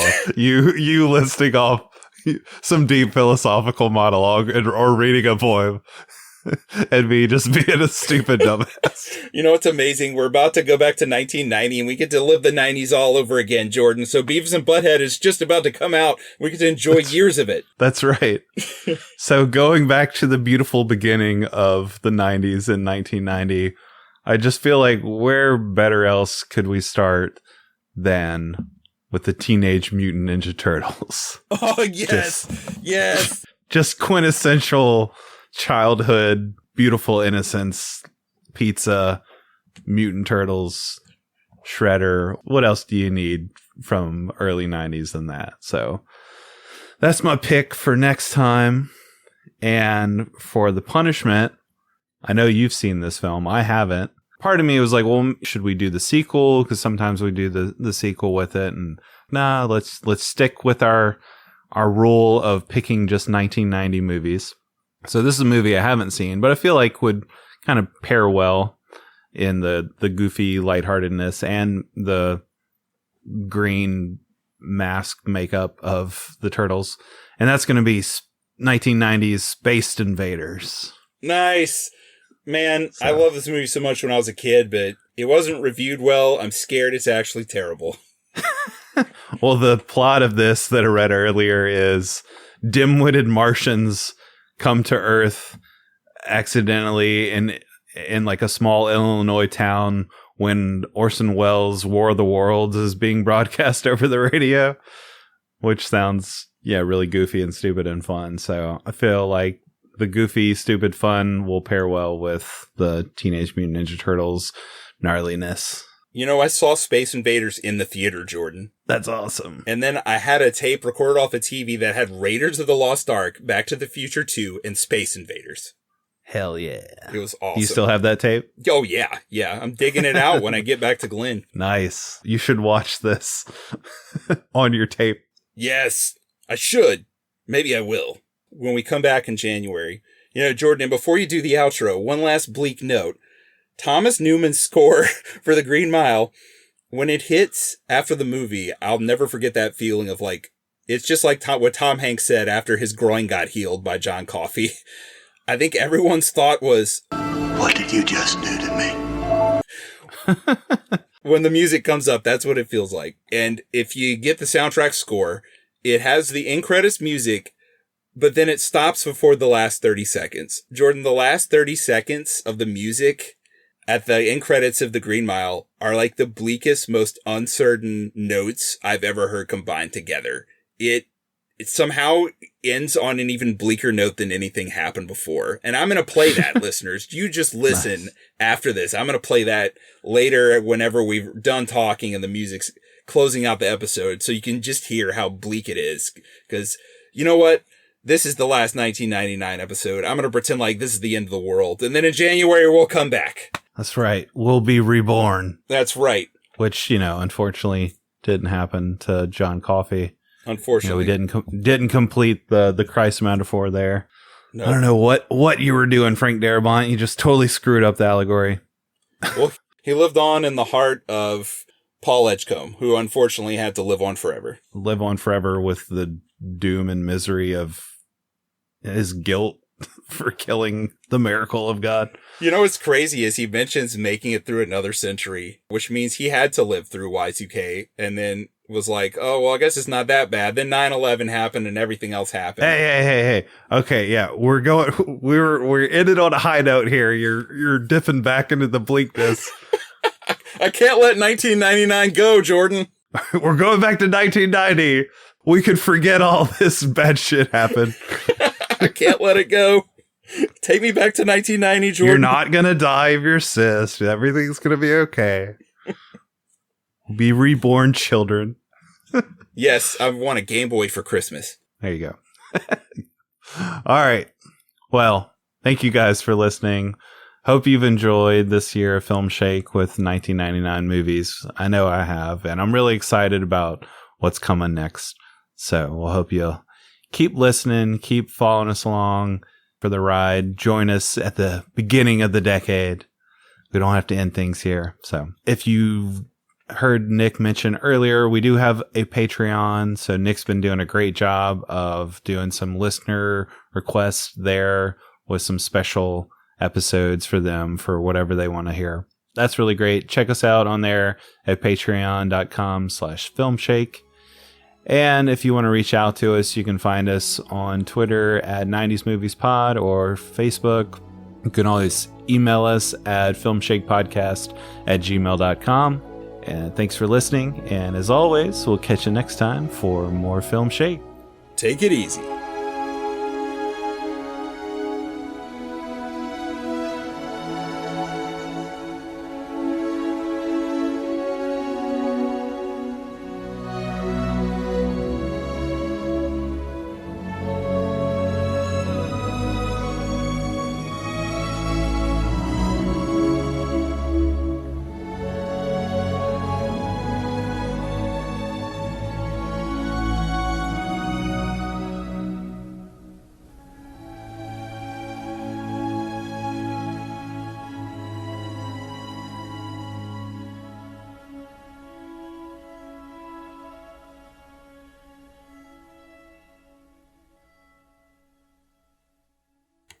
You just breathe on the knob and it jumps up so much. All right, you ready to clap? All right. How long was that? Was that 3 hours and 8 minutes? Dear God, it's almost 3 hours. Nature's first green is gold. Her heart is hue to hold. Her early life's of... shit. Let me start over.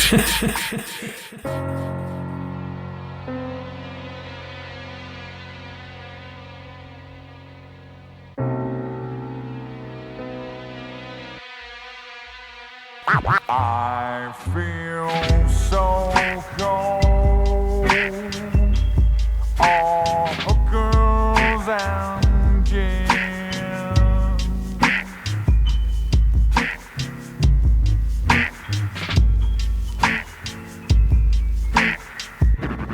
This mess we're in.